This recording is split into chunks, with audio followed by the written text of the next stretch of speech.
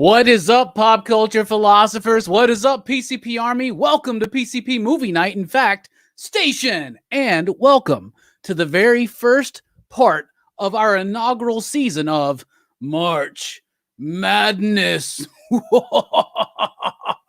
This month, along with Dylan's Horror Show, we will be celebrating madness in film in some form or fashion. Tonight, we're talking about the criminally underappreciated, you see what I did there? The criminally underappreciated classic of the psychological thriller genre, The Cell from 2000, directed by Tarsem Singh.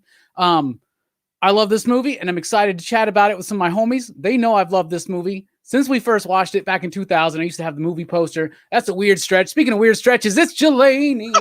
What's up, Station? How you doing? Yeah, I'm good, man. Yeah, we watched this movie like 20 years ago, and it's still crazy as hell. It's just one of those. It's just one of those films. Like it's visually stunning, and it trips with your mind, like on a weird level. Like you need to be on acid to like appreciate half of this stuff too. Rumor has it I've had more psychedelic experiences since I've watched this film, and I'm eager to hear what we all think about it tonight. Speaking of crazy, it's Mike 06, the voice. What's up, everybody? How you doing? This could easily turn into a Teen Dog Shades night if we wanted it to. Dude, every night could turn into a Teen Dog Shades night. Yeah, Y'all know me. But this movie, always a step away. This movie will. It depends on how deep we want to get into this thing. I'll just say that much. Bro, you know, one thing at PCP that we always say is that we go deep. Speaking of going deep, weird segue. It's Brooks. What's up? Oh, hi. Hey. Oh, hi, Brooks. How are you doing, buddy? How'd you guys get in here?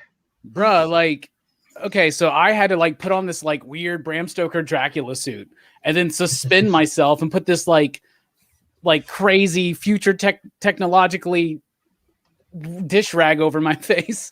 And here we all are in the Mindscape. That's right. We're talking about Mindscapes tonight because we're talking about The Cell. The Cell came out in 2000. It was directed by Tarsem. At the time, he was just that one name director. Now we know him as Tarsem Singh.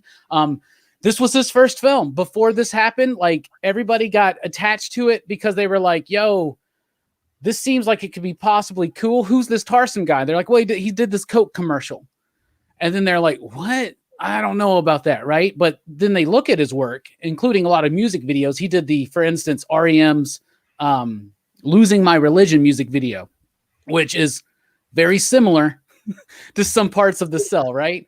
But he had this visionary sense. What appealed to him about the movie and what the movie is about, in case you've never seen The Cell, and you really should, I would say. The Cell is about, there's this technology. It's experimental in which a psychologist, psychiatrist, a counselor can go into somebody's mind. You basically create a mindscape virtually, and you're able to interact with each other and go into each other's mind. And they're using this for like psychological purposes to like heal people through counseling and shit, right? And then there's this killer. This movie is heavily influenced by Thomas Harris. It's not a lie. It's not a fact. It's pretty much the plot of Manhunter and Silence of the Lambs, just with this concept. And the concept that she can go into this killer's mind because they catch him, but he's in a coma, right? And there's one victim out there set in this trap, and she's going to die in like 48 hours. Vince Vaughn plays a very up to 11 at all times detective, and it's so funny to me to watch him in this film. Jennifer Lopez, of course, is the counselor. I think it's got a really solid cast. Vincent D'Onofrio plays the serial killer, but now she has to go into his mind to try to pry out the information so that they can find his final victim. That's the plot of the film. But once you get into the mindscape, it becomes this luscious, brilliant, beautiful visual feast. And we got it. We're spoiled today in 2021. This movie was 21 years ago, y'all. If that doesn't make you feel old, right? But this movie, when it first came out, you got to remember, when we first watched this movie, there was nothing like this film visually. Like nothing. They're like bits and like, but it's more commonplace to do this more expressionist type stuff in popular film today. And it was a. What kind of bit is this? Holy shit. He cut himself out. He's got He's got power Nice. snapped out of existence. His power probably went out. It was a very popular film. I think I clicked a wrong button somehow. I don't know. Good I got job. kicked out, but it was a very popular film at the time because it only cost $33 million to make, and it made $104 million at the box office. Technically, for the time, you could consider that a blockbuster, but it really wasn't a blockbuster. But that was a good showing for an August movie. Overall, on the revisit, initial thoughts, everything wrapped up in one. Jelani, what do you think about The Cell? Damn, this movie crazy. Oh my God. Like, okay, there are certain things in this movie that still bother me. The scene with the intestines kind of bothers me. I know we're going to go more in depth with the story, but the thing with the intestines kind of bothers me still. Vince Vaughn is, of course, yeah, he's dialed to 11. Vincent D'Onofrio is insane more on more levels, but his costumes I absolutely love. Oh, they're Like beautiful. every scene with him in it with these costumes is freaking nuts. Like he looks like a vampire through most of it. And he's got like a scene where he's doing the intestine thing with the little teeth. I'm like, oh gosh, he's got little teeth. And it's just like every scene is amazing. The horse is amazing. There's so many things you can watch in this film, and you're just like, oh. To me, it's kind of light on story. The story's not the best for me, but it's worth it, especially on my new TV. When I saw it on my new TV, it was just, oh God, it's amazing. It's a beautiful film. It's absolutely stunning. I just got it on Blu-ray and watched it. And it was probably my first time watching it on Blu-ray, and it was gorgeous. Because you remember, I had the DVD when it first came out. Like, I was obsessed with this film. I know Jelani remembers this, so does Brooks. Yeah. Like, this film came out, I was fucking obsessed. I was like, this is like the greatest film I've ever seen. Like, I don't think it holds up 20 years later as that. But I think it's really underappreciated. And it does rip off the plot of a lot of these movies. You know, like the story is kind of thin, but the emotional impact really makes up for it. And I think that there's more emotional impact in this movie and more tonal and thematic resonance than even something like Silence of the Lambs or Seven, which could easily be considered superior films. But this movie has a really gut punch emotionally. And I think it's tied into the visuals. Like, it's almost like a style as substance, if that makes sense, which is, by the way, what the Blu-ray extra is called, their little documentary about it. But, I thought it was appropriate. I thought it fit. And you mentioned the horse thing. By the way, the horse thing, the three ladies that are there, all weird, and they look at Vince Vaughn, like, so much imagery is actually based on, like, late 20th century artwork.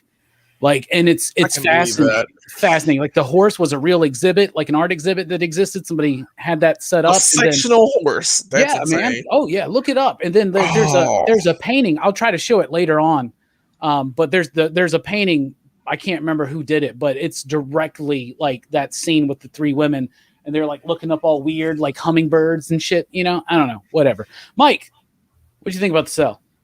I thought it was great. I think it still kind of holds up for this day. I kind of disagree with some of the things that you say. There's a lot of movies that we were not aware of at the time or we didn't have access to. I will compare this film to El Topo or Holy Mountain, kind of surrealist movies from the 70s. That true underground art that did not hit mainstream, that is out there. So, like, I thought this was wonderfully done. The paintings that you're talking about is also could be, especially the three women. That's either a reference to Macbeth with the three witches, or it's the three graces. From I can't remember the dude's name, but it's like if you just Google the three graces, like it'll pull everything up. So and they're all very similar. But there's so much symbolism in this movie. Like, it's unbelievable. Like, you can go.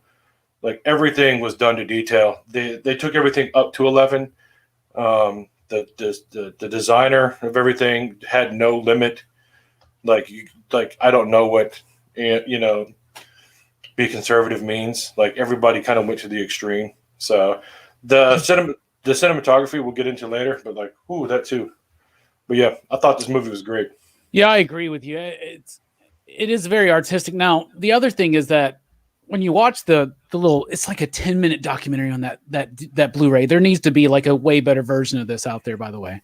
But when you mention, all the people, like the costume, and Jelani touched this, the costume, the set design, the cinematography, the makeup, like everybody, when you watch this, they were like so freaking excited because they were like, Tarsem just said, this is what I want to do. And they were like, nobody has ever said go this far.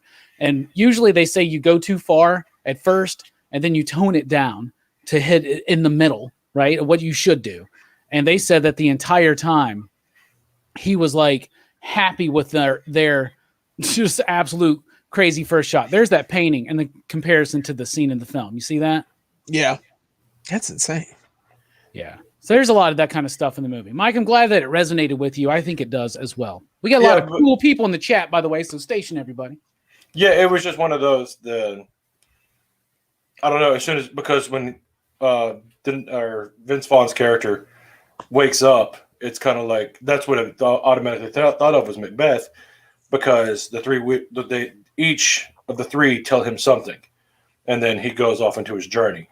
So it was just and like I said, a lot of those paintings that we know and love are also based off of other things. The movie is incredibly layered with its symbolism, but to credit what Jelani was saying was that it is light on story for a general audience. Do you get what I'm saying? Like there are a lot of people that would watch this movie that would never, ever like dive that deep. But that's what PCP's here for, right? We're pop culture philosophers. We'll get deeper as we go along. Speaking of getting deeper, once again, I don't know why that segue falls to you, Brooks, but it does, unfortunately. So, Brooks, what did you think of The Cell? I thought this movie was pretty good. I remember liking it pretty well back when I first watched it. It does have a couple of really uncomfortable scenes in it that, like, a couple, kind of like make it so like through the first part of the movie up till the second one, I was kind of like, oh fuck, I'm gonna have to see that again. It's I can see why people wouldn't like this movie because it does have like some pretty uncomfortable imagery in it. But it is a very interesting movie, and like the visuals in this movie are like so great. It's like he can just go all out, because of the whole dreamscape thing. Yeah, and like especially like the main character, or I guess main villain, like his Vincent D'Onofrio's character, like I can just imagine him like seeing like people showing him like sketches of designs for the outfits he's gonna have to wear for this movie. I'm like, okay. Yeah. I think he agreed to do with it because like Tarsem told him something, or he told Tarsem something. They came to this idea that this was an opera, and opera is never understated. Right. And like, dude, the design work in this movie is freaking phenomenal. But let's talk about that cast because real quick. Okay. Basically, there are 3 cast members. There's a lot of side characters, kind of around and actors that we know. Kurt Connors is there, for instance. But it's Vincent D'Onofrio doing a tour de force, right? And like he's just like the scariest, creepiest thing I've ever seen, right? And the screenwriter of this film, by the way, also did I Am Legend, I believe. So I guess that's interesting. But this is a very interesting character. Carl, what's it? Strauger or something? What's his name? Strauger, yeah. Strauger, yeah. Starger. He's freaking amazing. Jennifer Lopez, who we used to laugh at, especially in 2000, like, oh, this is a Jennifer Lopez movie. And I think that's one of those reasons why it didn't, because of its challenging nature and it's very uncomfortable to watch as well, dude. It's very uncomfortable to watch a dude suspended by chains masturbating over a dead chick's body that he's bleached to look like a doll. That's pretty uncomfortable to watch. But this is March Madness, okay? So, but the movie is still beautiful and fantastic. But he's great. Jennifer Lopez, I think this is one of her best performances I've ever seen. It's like so low key, super, super cool. And Vince Vaughn, to me, is so wild in this movie because his character's at an 11 the entire time. He's that like stereotypical, like hard-assed like guy. And he's the first thing you ever see, he's like, I want to get, the CSI results back as soon as possible. I don't want anybody fucking this up and being on their ass. And like, it's like, whoa, bro. But you actually find out, and it's subtle, what's going on with him in the movie. So what is your favorite character / cast member, Jelani? Yeah, I'm gonna go Vince D'Onofrio. I'm just gonna take it. He's nuts, man. Where do you come from? Oh, he just the way he looks like it could give me nightmares if it was proper. He reminded me a lot of course the Bram Stoker's Dracula, Francis Ford Coppola. The costumes, the design, the way it looks. He looks like a vampire in a lot of different things, or just this serious monster on just so many levels. And he's remarkably thin in this movie. He's in real shape in this film, and he's really young too. Yeah, he is young too. Yeah, but he plays this character well. Like I know he's he's also the little boy, but I sensed elements of him in that kid, and I actually like the kid in the film. He did a good job, the running and scared and stuff. Yeah. But he did it in such a way where I thought his mannerisms matched what Vincent D'Onofrio was putting out, and it's so well done for him to just take this character. And he's known for psycho roles. I mean, Full Metal Jacket alone, I mean, he's nuts. So Men in Black. This was right. Yep, Men in Black, right up his alley. So I mean, he fits well in the role. He looks fantastic. He takes it to that level. Like I said, the story is kind of thin for what he's doing and his reasonings, and the fact he had this disease where right before they catch him, he passes out. Wasn't that kind of funny though? When they all bust in and nobody wants to like cuff him, because there's just this naked dude just laying there comatose with these like weird ass hooks in his back. But and we almost saw some Vincent D'Onofrio jump too, and I was we came very close. I feel like 2000 was the time to do it. If we were gonna go that far into it, why not? If we saw Kevin Bacon's jump, why not Vincent's? I don't know. He is amazing in this film, Jelani. The way he's able to capture the essence of the way he is in the mundane world, right? And then the way that he is in his mind. He sees himself in his mind. And they really are going deep into that. Like he's a king, he's a monster, like a reptilian monster. That's the reptilian brain, right? That's right. The predator. He's got the jester inside of him. He's got all these different aspects, and they play with it so well. And he brings a different bit of that character there at every moment, including the inner child when he's reaching out to Catherine, Jennifer Lopez's character. He's reaching out to her at the end. He's like, "Kill me," and like spoilers. I mean, that's how it ends. It's pretty freaking powerful. Mike, what's a character you'd like to highlight? And I'm sorry, we've already taken probably the best one, but. You're muted. I was going to say, actually, you didn't take the best one. He's the best one visually, but he's not the best one story-wise. The best one story-wise is Jennifer Lopez. Catherine. So basically you have the king, and it's the king of darkness, king of hell. That's why you have everything dark and demonic. Then you have Jennifer Lopez, which is the mother. And you get that because when she looks at the card, she's Mary. She's the BVM. She's Virgin Mary, right? Yeah. And then you have Vince Vaughn being the knight. So you have almost a very medieval story, because you know how many brash knight stories have you read that run in hard charging and because they have a cause. It's like I said, this story is it's very layered with a lot of different things. But no, one of the things that the director took everything to 11. One thing that when the torture scene for Vince Vaughn when he's getting his intestines wrapped, I love that scene. That scene didn't bother me at all because it's just like like I was fine with it. My favorite thing about that scene is Vince Vaughn's reaction, because he just goes, "You motherfucker! Fuck you, you motherfucker!" Yeah, he was losing it. What else are you gonna say? Yeah, like a British guy from Rambo. I don't know, probably like, ah! He did that too. Yeah, but there's a lot of pain involved. But so when he's yelling at Jennifer Lopez, when he's yelling at Catherine, he tells the story about the wreck. Well, the doctor or the director wanted to make it an abortion, like she had an abortion in her youth, and that has haunted her. And that's why she works with kids. That's why she's so driven to save the kid, the Edward character at the beginning and the end. Yeah.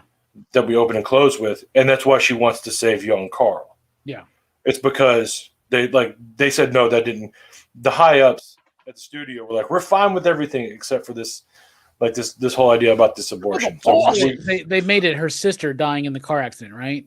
Her brother, because it's Vince Vaughn like mentions that to shake her out of the control that to wake her up when she's in her Black Widow role. By the way, if you pay attention, she's wearing black and red and she's seducing him away with a kiss. Like it's a typical Black Widow kind of trope. But that's really good.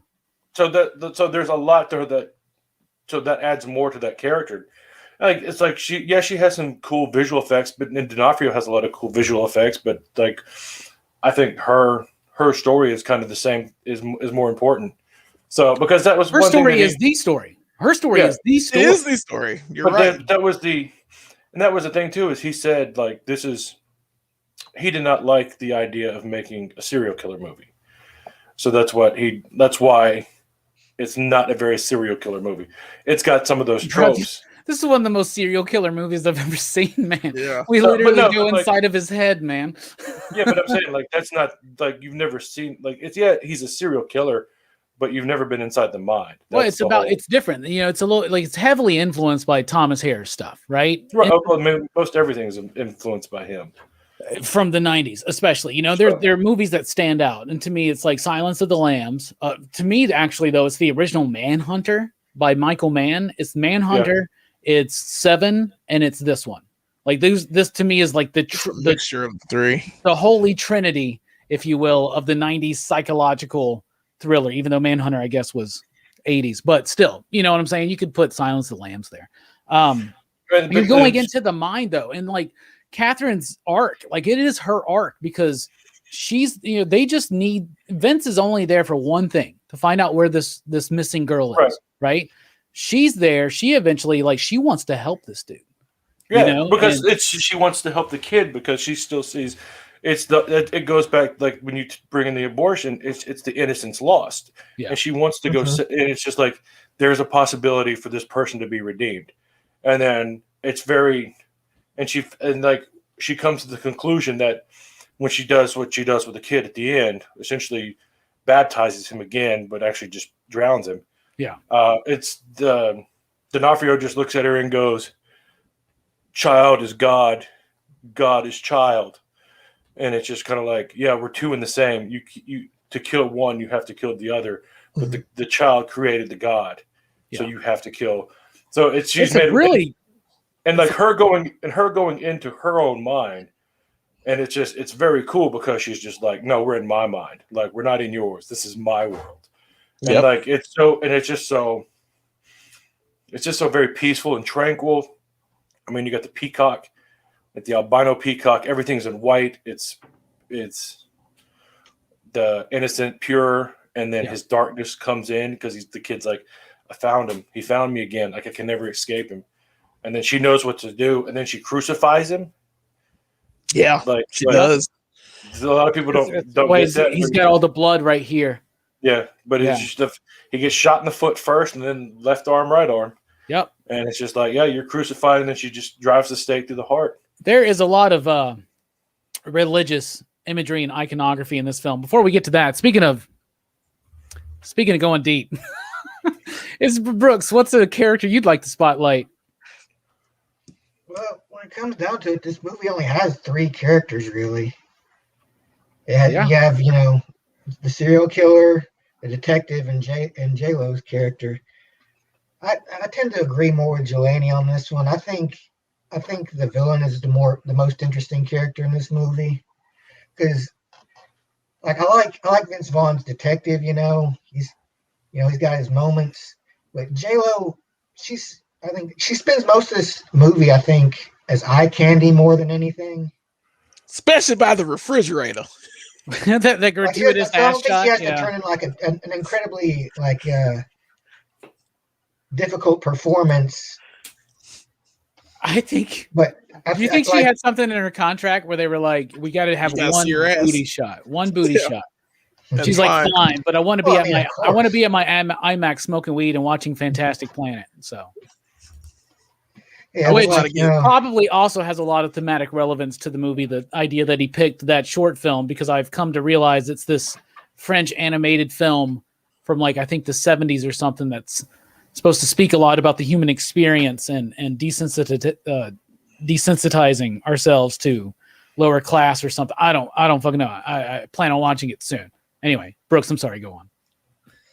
Well, in J-Lo's character, she's kind of like I guess an archetype too.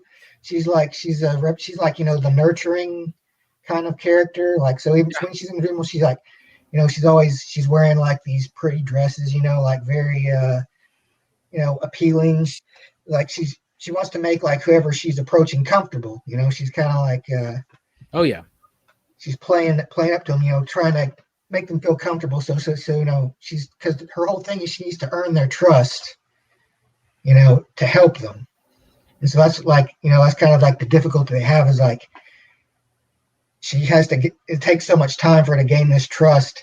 And like, when you have somebody with like a mental problem, you want to be fixed like as quickly as you can, Right. But, it takes time for like, for that kind of stuff. I do want to mention Vince Vaughn real quick. So Vince Vaughn is at a weird point in his career in 2000. Okay. So he's basically been typecast as this smart ass kind of funny kind of character, right? He tries to break out of it in 1998 with the Psycho movie, which we'll be talking about tomorrow night on Dylan's Horror Show. Me, Dylan, and Brooks. So very excited for that. Which, by the way, I think his performance as Norman Bates is pretty fucking outstanding, obvious and honestly. But then he's trying to like break out. He's trying to like do these roles, and I don't know what his agent told him, but somebody was like, "This is the movie for you." And I'll get to play the detective. And he's like, I love that he's just always at an 11. He's like super like into the idea, but there's an urgency about the character, but you understand why. First of all, this lady only has like 48 hours to live, and there's a time crunch on the time crunch. Yeah, right. So, but also the idea that it's very subtle, but they mention a lot about his past and what he's dealt with, and that maybe he went through similar abuse that Carl did, because he's in almost near tears when he says, "I believe that you could go through the same thing and even worse and be okay." Like, you get the feeling that he's been a victim, and there's something there, and it's really subtle, and I like it. I like the style of this film, obviously, but I like the structure of it too, because you got this countdown of having to get at a certain place. You got this urgency, and when you're in the mind, it's like, even though to me, this is a brilliant technique in the film, because when you're in the real world, you feel a clock tick, tick, tick, tick, tick, tick, tick, tick, tick. When you're in the dream world, you still feel the clock, but you feel like you're outside of that space. And so it's even more unnerving because you don't know how it's ticking. Do you get what I'm saying? Like, so I really love the pace of this film. I think it's got a great pace. It is freaking beautiful. Makeup, costume, set design, cinematography, direction, composition. Everything in this film is fucking beautiful. I think it's amazing. What do you think about the style and structure of the film, Julian? Yeah, I mean, I tend to agree. It's very artful, and it takes it to another level. I've never watched a movie that I can remember, that's not a superhero movie or a horror movie or anything in different genres that takes the visual stance that this movie takes.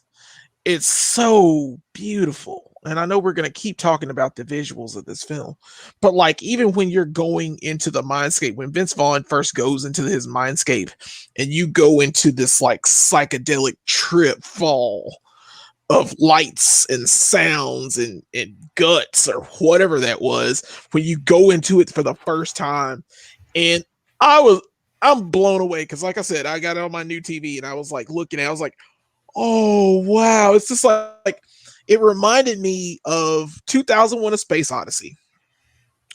Towards the end, when he goes into the monolith, and it's just overwhelming. And the movie is kind of like that. Of course, not in the real world like this, but when you get into the mindset, it is so stunning. I mean, I really was very impressed with that portion of the film. It's composed very well. It's got a good 3 act structure. You know who the characters are. You know what's going on. You know there's a time limit. You know that this girl will drown. I mean, it's going to be horrible. And it's just whoever came up with this concept. Oh, kudos. Well done. Very proud. So, I mean, I really like it. I like I said before, I'll say it again. It needed a little bit more punch of a story for me to tell me to get me to that ride, because I think this would be even better if it had a thicker story to it. Like if there was something more for a little bit. You'd have to add 15, 20 minutes to the 20 film. minutes to the film. Yeah, you're right. And I mean, I like it as is. It's fine. And I love it. And I love the way it's put together. So it is what it is. I enjoy it. Hell yeah. Hell yeah. What about you, Mike? What do you think about the style and structure of the film? Man, I think this movie is very layered. Like they kind of give it away at the very beginning, and you don't even realize it. And which can also come back into music when they talk about the song, the 420 Blackbirds. When she comes out and then they make her repeat that. If you go back and look at that nursery rhyme and then compare it, like that thing is, it gives it away. It explains there's the sun and the moon, like there's the birds, 24 birds, 24 hours in a day, like there's a time, like everything's under time limit. You see that again also in when the horse section comes up, when the clock comes, like there's all like little, just so many little just elements behind everything, which like I don't mind the story because there's so much depth into it. Like it's just like, yeah, it's a pretty simple story, but you start looking at all the detail of everything behind it. Yeah. And it's just like, okay, like why did they put this in there? And it's just kind of like, oh, it's because this is why. And then like like all the old art. So if you're familiar with it, you're like, oh, wow. So there's so much to learn from the movie. There's so much more story once you start picking up all these clues. Yeah. And if you pick it does have that simple. You could say it has that simple story, but like we were talking about with style as substance. This isn't a movie where it's style over substance. We've seen plenty of those films, right. But like this is style as substance. The substance of this film is everything that happens on the Mindscape, pretty much, and the choice at the end of the film, and it resonates like way more than some of these other movies that probably have more complex structures. A movie like Seven has a very complex structure and the way it's worked. It's not your typical serial killer film. It's got a different, jab. Just the idea that the serial killer turns himself in the third act, like that's just like wild, and like it does so much different things structurally. And this film does it visually. Those visuals represent an emotional connection to me. And I think it's one of the most striking things about the film. And that's one reason why they chose, like every color they chose it for a reason. Yeah. And it's just kind of like, if you're paying attention to colors and symbolism, you'd be like, oh, wow, I get it. And it's just so really cool that you start picking up on small little things. And it's just, that's why, like when Jelani said, like, the story's kind of basic to me. I'm like, the story's very full. It's just, you have to think about it. You have to think about it. It's on a different layer and level. And it's just like, I was starting to pick up a little bit of that. And I love, like, I can go back and watch this movie 10 more times and I'll still miss stuff. There's just subtle little details in everything. Well, the subconscious works in symbols and imagery. And this movie, I think, impresses its entire message subconsciously into the viewer, and then it starts creeping out into your conscious mind later on. Well, that's a perfect example of that is when Vince Vaughn figures everything out with the symbol for the Carter symbol, where he remembers seeing it and now he's seeing it everywhere else. And it's just like, okay. So it's just little nods like that make it just like, oh, hey, we showed you this. Remember, now we're showing you here. but it was very subtle, so you could easily miss out on it. What about you, Brooks? What do you think about the style and structure of the film? Well, I mean, it's one thing you can say about this film is it has style, and you know it's good. I mean, the effects all look really good. I mean, I don't know what else to say. It's just really good. All right. Brooks is simple sometimes. I see a lot of people throwing out talking about The Fall. The Fall is Tarsem's follow-up to this film, which is another visually striking movie. And I haven't seen some of his other work, to be honest with you. He's done, for instance, The Immortals, Mirror, Mirror, and Selfless, but I haven't seen any of those. And those are he's only done 5 full films. Music video-wise, though, he did Lady Gaga's 911, he did Deep Forest, Sweet Lullaby, he did Lou Reed's What's Good, he did Losing My Religion for REM, and he did Hold On by En Vogue. That was his first music video. So it's pretty dope that he worked with En Vogue as well, you know. What's this movie trying to say? This movie's trying to say a lot. But before we get to that, we're going to talk about the music. That's right. Howard Shore did the score for this film, and Howard Shore does amazing work. He's done a lot of work with David Cronenberg. I really like the music in this film, and I think it's one of the driving forces to help reinforce the emotional impact and resonance of the film. I think it's masterful. It's very subtle. It has a lot of different stylistic influences. At times it feels Middle Eastern. At times it feels very almost what we will get later on with Hans Zimmer and the Inception. Boom! Like they're doing that before we even had that. You know what I'm saying? Or at least before it was a conscious thing that we had a lot of it. So I think the score is actually really good. It's a less is more approach, but every bit is so freaking powerful. What do you think about the music, Julian? I mean, it's very haunting. It tells the story very well. It follows well with the what's going on. It's not. I wouldn't say memorable. I wouldn't say that. I would say it's very muted, and it's very subtle with what it's trying to go for. Even the parts where you get like total silence and then that music especially when Vince Vaughn wakes up. Yeah. Like right when he wakes up and sees the 3 women, it's right there. It's so quiet. And then the noise comes in and I'm like, oh, okay. And then like they start chirping or whatever they're doing. And that mixed in with that music behind it, craziness. So yeah. I mean, sound design is fantastic in this. It's very I would still say it's haunting. I also love that moment too. You keep talking about with Vince when he first shows up in the area, because his response to those 3 fates basically is he just goes, well, okay. Okay. Like, it's just so cool. Crazy. What do you think about the music of the film, Mike? Well, the music, when it needs to be chaotic, it's chaotic. When it needs to be confusing, it's confusing. When it needs to be terrifying, it's terrifying. Like it hits everything. And to go back to style and structure, it blends well with the cinematography. Like when they want to do a certain shot, that quick little when she's going down the stairs, and it does that quick little jump cuts and whatnot. Like if you listen to the score, it makes certain notes to just very subtle, just to add to, like there's a little an effect to it, but also in the score there's an effect to it, and it's just like, wow, that's great, because it feels like it's essentially like we're just expanding, and the song has that same sound, so it fits with it. Nice to make you feel like it gives you.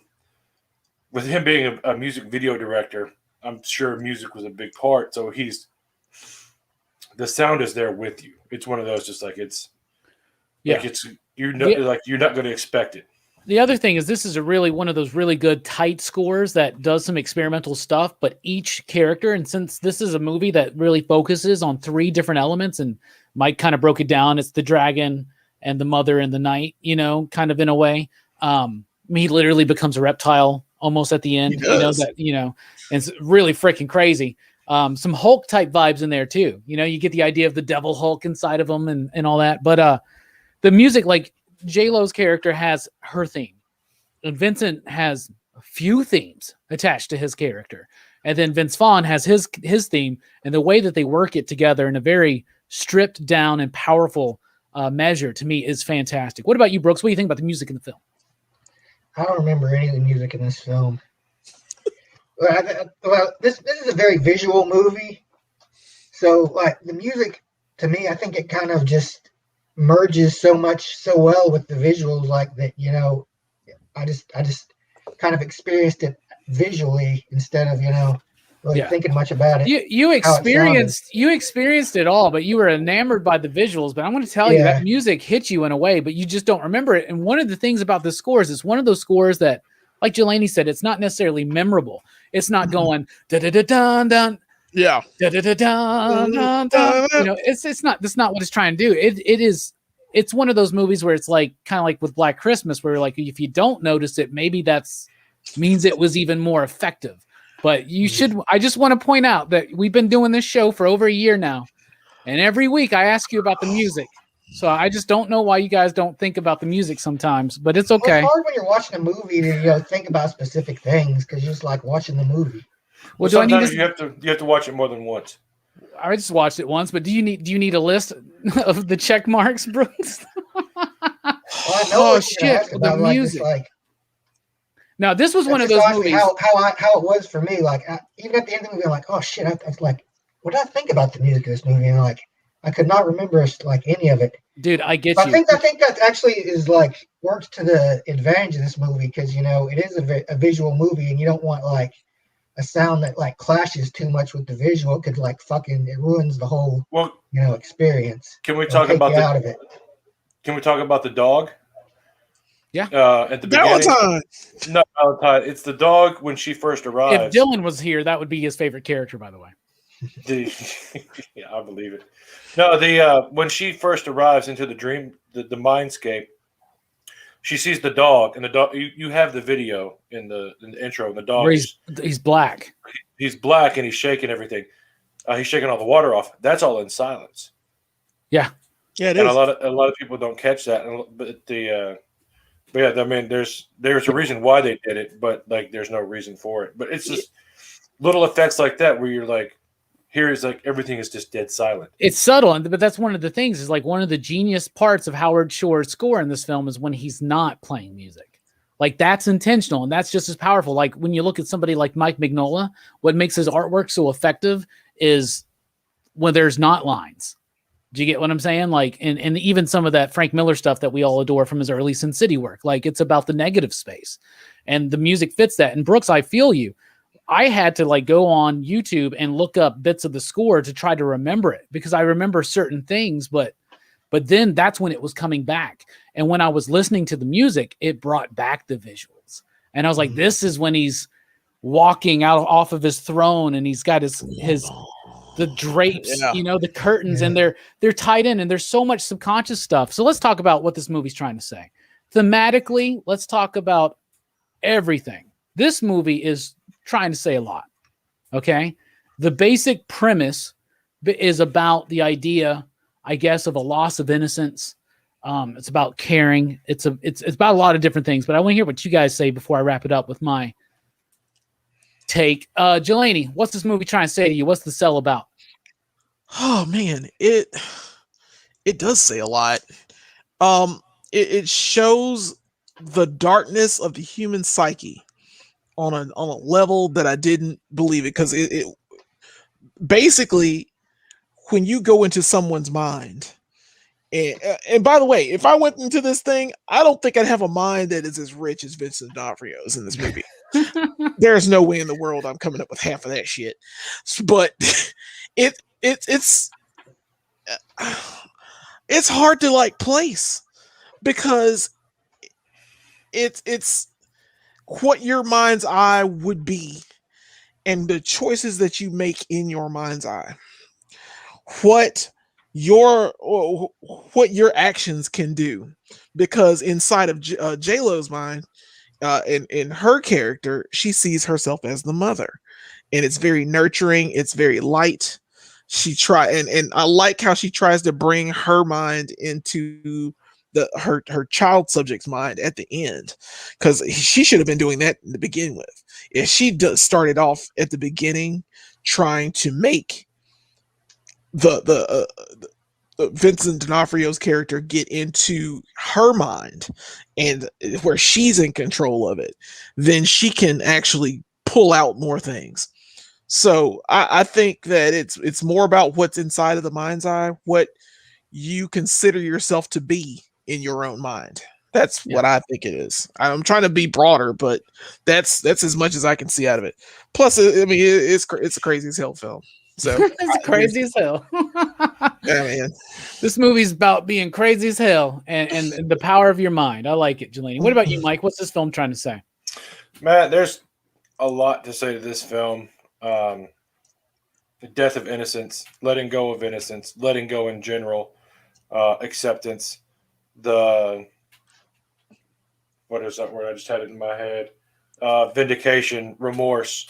There's just each character has their own idea. Like each character, like the three, has their own what they want to do. And with Carl, you get two. So the kid just wanted to die and end everything. And like just man, there's just multiple themes. There's little tiny things that make everything what it is. So I'm like I could ramble on. I just don't want to go. I'm not going to go deep into it because each one there's so many different things for each character on the theme. So It's just like, where do you want to start and how much time do I have? So I like how Mike kind of like had some profound thoughts and then didn't want to go too deep. And he was like, I'm just not going to waste time by getting too deep into it. Well, it's just like it's a lot to get into. This would be this is more of a conversation for me and you to have tomorrow, not for YouTube. So, because it's one of those that's like, oh, hey, I'm going to remember this. And like, hey, let's talk about this. So, like, I'll be talking about it all day tomorrow at work. Yeah, well, tomorrow I'm going to be off of this. I'm trying to think about how Norman Bates is, so, this is your shot. But anyway, Brooks, what's this movie trying to say? Well, I think it has a lot to say on like kind of the dangers of the very possessive qualities, like, that people have towards each other. Like the whole, like the main villain, the killer, his problem is like he sees these women as possessions, like they're dolls, That's why he doesn't interact with them, like, because he's just like, he can't have rejection, He has to always be dominant. He has to be like the possessor, and like he realizes he has a problem, which I thought was pretty interesting. Is like, because he leaves the body where he knows the cops are going to find him. Like, so like even Vincent the detective Vince Vaughn. character, Vince Vaughn, he says like he wants us to catch him, and I think he does, because I think that's like the point of it at the end when he actually tells her like to kill him. Is like he's going through all of this trouble for like very little payoff, really, when you think about it, and all because he can't see a woman accepting him as a person, so he objectifies them. And that way, he doesn't have to be afraid of being rejected, because he's the king. He's the most powerful, and so he can't be hurt. Well, he was like, if you go back and when he's Jelani, by the way, everybody wants to know what the hell you're fiddling with because it's making a clicking sound and it's weird. So I don't know if you're transforming noises. I'm showing you something in a minute. He's got a trend. You might want to mute your mic. No, it's a lot of work. All right. Well, anyway. The whole, like what Brooks was saying, like, remember, like, he's like, this isn't your mother, this isn't your mother, when J-Lo is watching him behind the closed door, and he's like, the father is objectifying a woman to him, so he's not gonna have that intimate relationship. I try to look into some of this, like, one, I need to be a psychologist and a philosopher, true philosopher. Like, if only we knew somebody with a psychology degree. So, but there's so much to it, and it's just, I can't, like, he's missing a lot of it. So, but like that's just what Brooks was saying. Like, it's just so in depth. So it is a very in depth movie. And he brings up, we haven't talked about it really, but you talked about the REM video for Losing My Religion. Yeah. When he's talking about religion to Catherine and the first woman that he killed, that is the same set from REM. Yeah. it's so, pretty obvious. So, but it's just funny that he was talking about the video. He made the video, like REM, I don't think was talking about religion, but he made a video about religion. Yeah. And when Vincent D'Onofrio's character is talking about religion, then it is there in that same set that they use, which I thought was very interesting. And they just changed out the back window. Yeah, the losing of my religion, that's a phrase that means I'm at my wit's end, basically. And that's meaning you're at your wit's end with this relationship is what the song's about. But the way that visually it was tied into religion, I thought was really cool. And Tarsem is obviously saying some stuff. But also you could say that Carl is at his wit's end because he just killed his first victim and he messed up and he didn't do it right. Yeah. So this movie's got a lot of layers to it. But one thing I do want to point out is, and notice how much water is used in this film. Okay.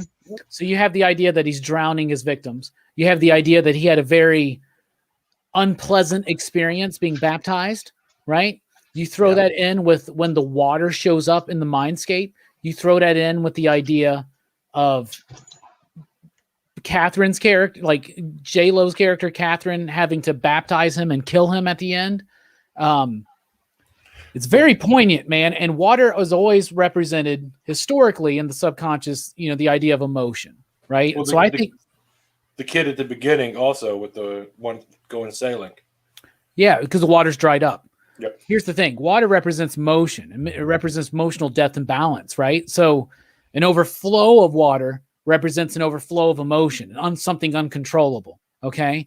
And that's what you see in here. You don't see water except for like in an almost overflowing instance, right? Like it always feels like it's coming, there's too much water. So this film to me is about emotional pain and trauma, right? And it's all three of those main characters. Carl, it's Vince Vaughn's detective, and it's J-Lo's Catherine. They all three have dealt with severe emotional pain and trauma, and they all three have adapted to it in completely different ways, right? J-Lo being a more nurturing Mary type, Vince Vaughn being the more, dramatic knight, of honor or whatever, just like so hardcore with only the most noble of intentions, but very, very myopic with it. J-Lo's not as single-minded about it. And then you have obviously a complete inversion of that imbalance from Vince Vaughn with Vincent D'Onofrio's character. So the idea that Tarsem is able to take all of this imagery and tie it in to something that resonates and feels very powerful to me, that's the theme. The whole point of this movie is trying to tell us something directly to our subconscious, I believe. This movie is very effective. It is disturbing to watch. But let's be honest, if we each got to take a trip into our own mind, into a mindscape like this, we would come across a lot of disturbing imagery, a lot of scary things, a lot of beautiful, glorious things. But there are worlds within worlds. And we can all go a little mad sometimes when we get stuck in a certain one, right? But now it's time for the rating. So out of 5 possible you digs, I want you out there in the PCP Army to let us know what you give The Cell. And I want Jillian to tell me, what do you give it out of 5 possible you digs? Okay. I think I will give this one a 4-5. I think that it's visually sumptuous. Like you need to see this film. If you have to have a strong stomach for it to go through. Well, we've made it through some crazy movies, right? We've gone through some crazy movies. This movie's more disturbing than Reanimator, though. Yeah, like, it really is. It really is, and it's psychological. Like it makes you think about it after the film. Not many films let you do that, and it's beautiful. The casting was brilliant. I mean, I'm okay with Vince Vaughn being at 11 the entire time. I don't want anybody half-assing this one, guys. Yeah, he was losing it. I think he was trying to get that 7 vibe that was coming, but I get it. But Vincent D'Onofrio steals the show for me. Jennifer Lopez puts in a great performance as well. I mean, everybody here is fine. The direction is great, and it's something that I will watch again. Probably, it's not going to be in a rotation or anything, but I really think if I had an opportunity to watch it again, I would. If somebody asked me. So this is the second time I've seen it. It's in it's 21 years almost. Yeah. So it's a good stretch. I don't know if I'll wait that long to see it again. So definitely a 4 or 5. 4.5, a good stretch. What about you, Mike? What do you give it out of 5 possible you digs? I give it a 4 or 5. Also, it was it's good. There's so much to it, but it's not like it's got some flaws. So, but yeah, it's one of those like I really want to just sit down with a notepad and just make notes on everything and watch it over a week's time just to see what I can pull out and go from there. Like it's good. So I was going to mention something we didn't talk about, but I forgot what it was. So nice. All right. What about you, Brooks? What do you give the Cell? I'd give it 4. It's good. I like it, but it does kind of, in a way, it's kind of tough to get through certain parts of it. It does kind of make me feel a little too uncomfortable at times. But I think overall, like, I can get over that, But, I can see somebody, like, just not being able to deal with this movie. Just for certain, reasons. There's a lot of uncomfortable films out there that I think are challenging, beautiful, and important films. And I think this is one of them. But I feel you. So we got 4.5 from Jelani, 4.5 from Mike, and a 4 from Brooks. I'm going 4.5. I think this movie has some flaws. It keeps it from being a 5. It could maybe with a few changes, it could be a 5, but maybe this movie was always destined to be a 4.5. It's really powerful, emotionally resonant, visually stunning, beautifully shot, perfection as far as the craft goes. Every single bit of this film oozes talent, right? And even the acting, and I love Vince Vaughn in this movie, and I love late 90s, early 2000s Vince Vaughn, y'all, and you just wait until we talk about the 1998 Psycho tomorrow night on Dylan's Horror Show, and you will know how much I love Vince Vaughn, because he stretches way far beyond his characters from Swingers and everything else that he was kind of known for. So you could say he's making a weird stretch? So let's take a look at the chat real quick. Let's see here. Stefan says 3.5 you digs. That's decent, I guess. Fable says 4. Tomorrow Cinema says 4.5. Brian A says I'm going with the 4. Kirby says 4 you digs from me. 62 Lefty Blue says 4 you digs. Bobby De La Ghetto says 5 you digs for J-Lo. All right. Eric says, refrigerator. Eric says 4.20 you digs. I like the way you think, my man. I really do.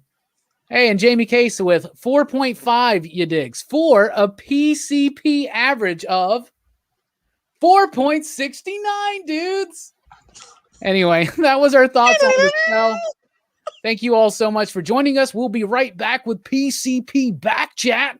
We'll be hanging out with you. And don't forget, March Madness continues tomorrow night on Dylan's Horror Show with a look at the entire Psycho franchise. It's going to be me, Dylan, and I hear Brooks is going to be there. And I hope you at least paid attention to the music in Psycho, right? I mean, that's not very subtle, right? No, not at all. Anyway, station everybody. We'll be right back here on PCP Movie Night.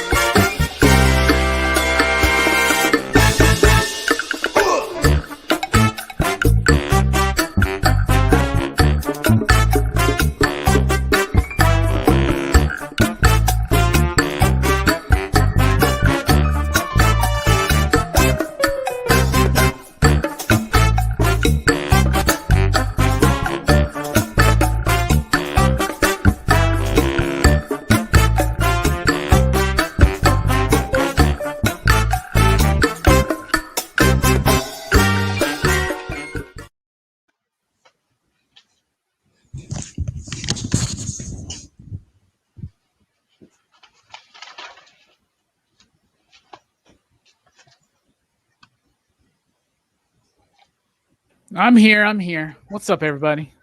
So, real quick, I do want to make a couple announcements. March Madness is upon us, so tomorrow night it continues at Dylan's Horror Show. Me and Brooks will be there chatting with Dylan. I heard some really cool guys going to be there. Yeah, I already spoiled it. It's going to be me.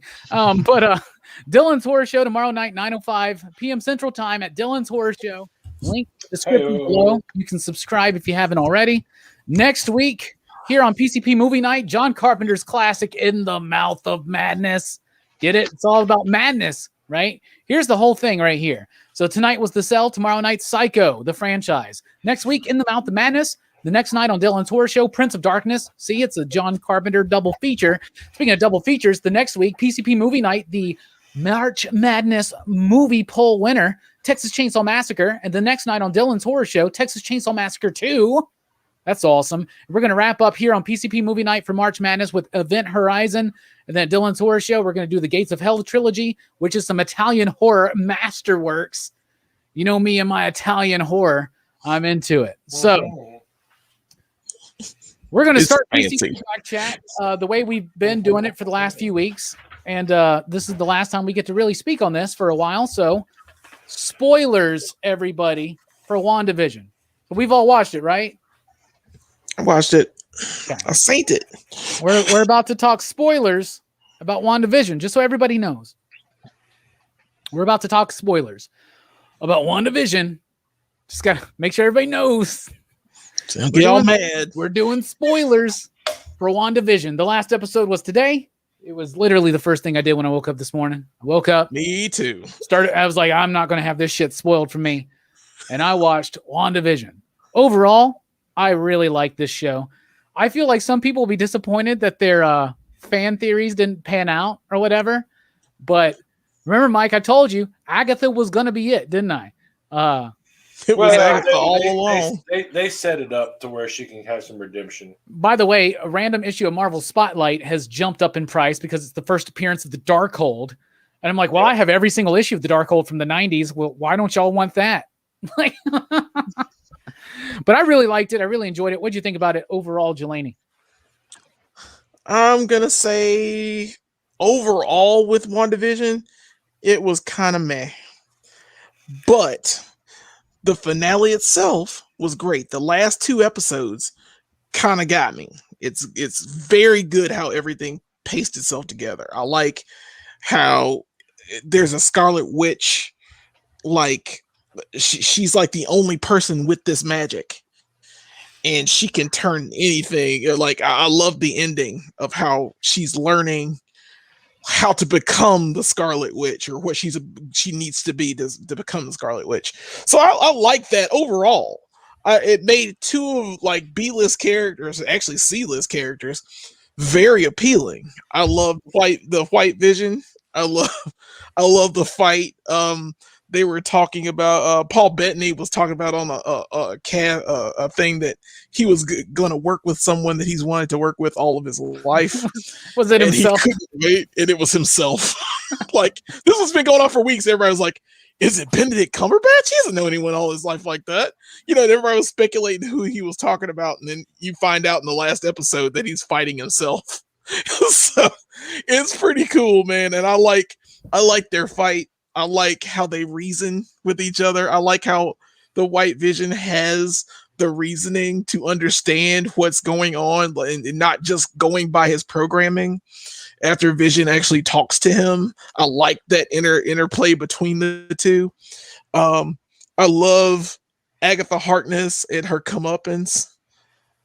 There's so much to love with that episode, the episode previous, and the episode even before that, how it all sets that part up. This is chaos magic, Wanda, and you are the Scarlet Witch. By the way, don't let anybody be misconstrued. That's not chaos magic. Don't worry about it. That's fine, but you're gonna tell it this way. That's fine. And like I said, the first three episodes for Lester, for me, I'm gonna say it. I'm gonna keep saying it because they shouldn't have taken so long to get to where I needed to go. And if you're going to do that, tell me at the beginning that there's a world outside of what this is. Bro, they totally told us that. Like, how did you not realize that? How did you not really? You gotta. Jelani, you've read so many. You haven't read as many comics as me. I get it, but like, bro, I know you, and I know that you knew what was going on in this book. Immediately happened. Yeah, I did. I don't know why you think I didn't. But you act like it's a problem. You act like it was predictable as hell. I saw it coming. It was predictable as hell. Where's Mephisto then? Where's goddamn Nightmare? I didn't say Mephisto or Nightmare was showing up. I had no theories. My theories were I'm going to watch this, and so far it looks like how I thought it was going to be, and they did a good job. I'll tell you this. I thought that it was overall it's kind of meh. I will tell you this, but it was good. It is the best love story that the MCU has told yet. I'll give you that. I'll give you that. That shit fucking breaks my heart, dude. When she goes to find Vision, and she's like, I can't feel you. And then, like, at the end, when she has to make that sacrifice, like, bruh. I feel you, yeah. That's what I said. That's amazing. Story they've ever done. Like, that's amazing. I can't believe I can't believe the weight they gave this show emotionally. Like, it blows my mind because Marvel films sometimes do it and a lot of times don't. So I was really blown away. Right. What about you, Mike? What did you think about WandaVision? I loved the whole entire thing. I thought it was great. I love going back and watching 50s, 60s, 70s sitcom, and then you get the more modern story in it. And it's just like, I mean, go back and watch The Honeymooners and I Love Lucy. Jelani, like that's too much work. I've done that. I've seen these shows. I think Jelani understands the references. I get it. I get it. I totally get it. It's just they should have told me that the world was outside of the world in the first episode. Let me know. They did, bro, because they were like trying to contact her on the radio and shit, man. Yeah, but it was tiny. Yeah, I want to do shit, bro. It's called. I gotta slap you in the face with it. Building the mystery. Slap me. Yeah, it's like Sarah McLachlan said. They're building a mystery. Look, you don't gotta convince me. By the way, I'm still the choir. I'm still the choir, baby. Most people don't know this, okay? But that Sarah McLachlan song was actually about this show. Like, there was some kind of weird, like, time. She's a witch. A scarlet witch. Floats on water. A duck. Who are you? Who is so wise in the ways of science? Love it. Wow.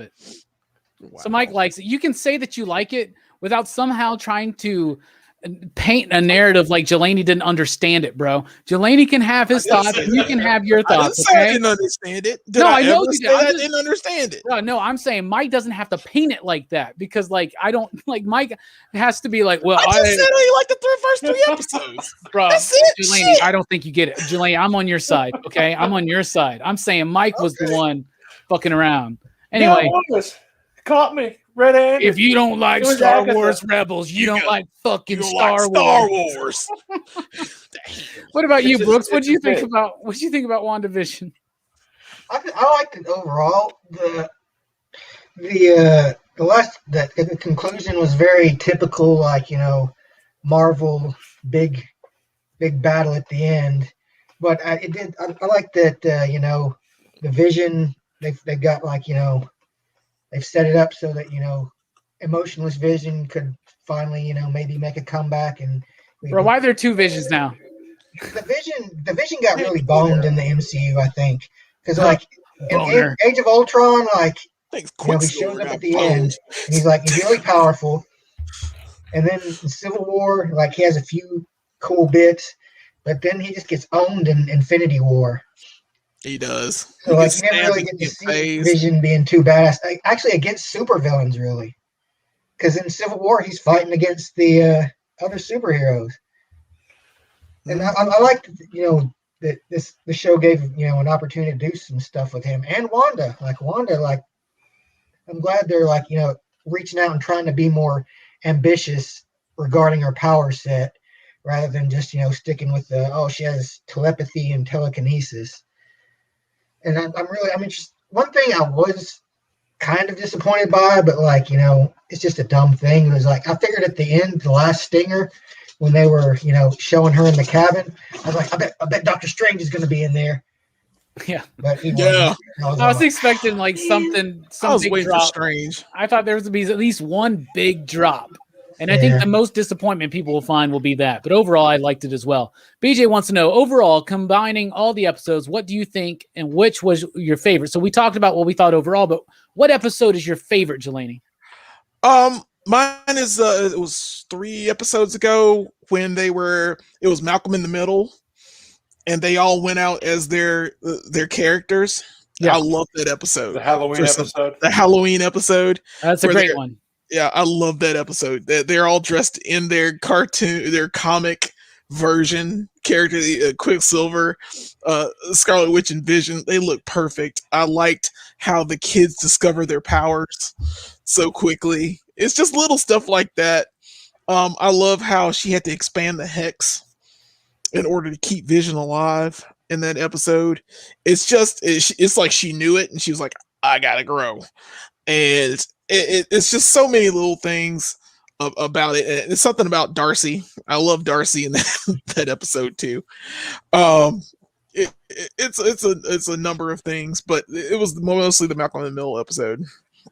Yeah, that was a great episode, man. Especially because you had Pietro. You had Evan Peters playing Pietro, and that was a really nice dynamic. That's way better than the other. Bummer, man. He's boner. It's a bummer that I'm like, no, could you just like let him still be Quicksilver, please? Please. Can we just have him back as Quicksilver? And yeah, by the way, y'all, White Vision just dipped out. Like, so he was just like, I'm Vision. Wanda right now is like, 2 visions. What about you, Mike? What's your favorite episode? I like the last episode, the one where her and Agatha explain everything. Where you get the one where we watched today. No, the one last week. The last of. Okay, I got you. Yeah. The flashbackies. The one where we got all the emotion previously on. Dude, yeah, great episode. Yeah, that was a great episode. What about you, Brooks? You got one? I think my favorite was probably. I think it was the 4th one. It was the one where at the end, like, Vision confronts Wanda and they have the argument, where they both like levitate towards each other.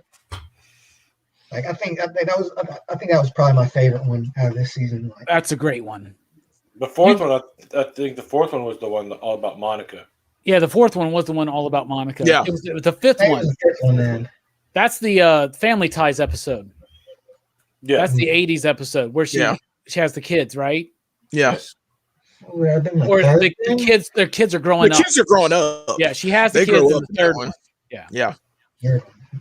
So everybody buying up first appearances of Wiccan and Speed, by the way. I wonder how they felt when they just disappeared at the fucking end of the show. And they're like, God damn it. But White Vision's still a thing? That book's just going to keep going up then. Jesus. Anyway, there are 2 visions.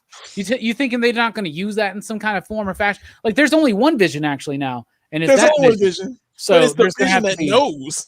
Yeah. It's the Vision that knows now. Starting to know. Meh. Barbie De Laghetto with the Alabama pancakes. That's what we call chalupas down here. Apparently. Allegedly. Apparently they don't make good chalupas down here, according to Bueller and Bob and everybody else in the fucking world. So apparently we just got the shit end of the chalupa stick, guys. Anyway. What are we talking about? Oh, my favorite episode. You guys mentioned a lot of them, but I will say this one is the one that was the Modern Family episode. That's the one with the reveal of Agatha all along. Agatha all along. Breaking the 4th wall. Breaking the 4th wall. Yeah. And it's episode 7. It's because like I laughed out loud like crazy because I thought the weakest was episode 2. I thought episode 2 was very weak with the magic show. Mm-hmm. But that episode, the Modern Family one, like, holy cow, like when Vision's talking to the camera and he's like, why am I talking to you? And he just takes off his mic. Yeah. Or when they're like stuck in the crossroads. In the trunk of the crossroads. And he's just like, I'm not waiting. And he just like, I'm like, exactly. Why wait? Like, come on. Like, I love the humor there. I love they were like, this was a great show because, and I've said this, and I'll say this again on the final episode of The Critical Incision on WandaVision on Sunday night. I hate to say it's the final episode, but don't worry. We got to look forward to Falcon and the Winter Soldier through the eye of the beholder. So, very excited for that show coming up. But I thought that this was the first time in a long time where we are all literally talking about theories of what's going on in the show week to week. You know, it felt like Lost in those first 2 years, where we were all like excited to be like, did you watch Lost? What do you think's happening? Or when we were like knee deep into Buffy and Angel, we're like, bro, what do you think's happening? Yes. Like you miss that in TV shows now because they usually just release it all together. Right. And with Mandalorian, it's cool, but you don't have theories about where it's going. You know, you just kind of like know it's going to be a show. Yeah. But with WandaVision gave us those theories. Maybe it didn't live up to a lot of our crazy thing. I had some crazy ass theories, bro. I was like, bro, like Evan Peters is going to be like a fake Quicksilver, but he's really Mephisto.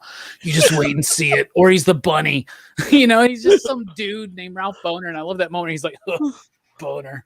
Like, I love the usage of Evan Peters, but it's also kind of like the way they use Ben Kingsley, where you're like, he's capable of so much more, but you just played it for a joke, but it was so funny. They did ruin Ben Kingsley. Funny. He should have been the Mandarin. Anyway. Yeah, I love how it really got us all captivated as a you're right. Shared collective. It was very, very well told. I can't wait to see how this plays into the multiverse of madness with Sam Raimi. I really want to see that now. Like, I'm so about it. So I can't wait. Comics Misexplained is completely right here because he says Vision was like a rooster lays an egg on top of a roof. Which way does it roll? White Vision was like left. No, right. I don't know. Roosters don't lay eggs. White Vision, existential crisis. That is exactly what he broke him with a thought experiment, bro. Yeah. Did not take long. But right. Whoa. Yeah, no shit. He was like Neo. Yeah. You telling me I can? What is you telling me I can jump through? You tell me I can dodge bullets? No, Vision, White Vision. I'm telling you that when it comes time, you won't have to. Oh, notice by the way the similarities of the Matrix into the Cell. There are a little bit of similarities there. The idea of how the mindscape works is like the Matrix a little bit. Like, and if you feel it's real, you'll really die. And this and that. So just want to mention that. Cool. It's definitely something's going to happen the year they were filming this movie the year The Matrix came out, you know, so. Yeah, I was still blown away. Like the first time I watched that movie, first time I ever saw The Matrix was in the movie theater. It was at Hollywood 18 and it was before, like the night before it was supposed to come out. It was like that Thursday night. I had no clue what I was walking into, man. Yeah, RIP. Hollywood 18. One love. It was when I first saw it there, I had no clue what I was watching. I had no idea what it was. I had to think about it again and watched it 4 more times because it was that good. So I honestly hope we get movies like that again. We need stuff like that. We need things to take us, to another level and not think of a predictability. Yeah, to push those limits. You want a Cell movie. I want a Cell movie once a year. I want a Matrix movie once a year. That's not that Matrix that they came with after. But you need something like that. You need something to make you think. And I want to leave movies like Inception. I want to leave movies and be like, did the top fall? You want to know these things. I want to think like that in other films in the future. And I hope we get innovative, stuff like that going forward. Comics Misexplained says RIP to the kids. Wait, never mind. The after credits kind of hinted at something. Yeah, she heard the kids. Yeah. Possibly through the multiverse of, you ready to tie it all in? Madness. Get it? Who's moving their mic around? Who's making all the mic sounds? Is that you, Mike? Mike with this mic. I think it was Mike because I saw your camera moving when you were doing it. He was like, no, that's not me. Ladies and gentlemen, we now pause for station identification. Yeah, that's you, Mike. My bad. I just love how he's like, he just stays very still. He's like, how did he see me? If you don't see me, if I don't move, you don't see me.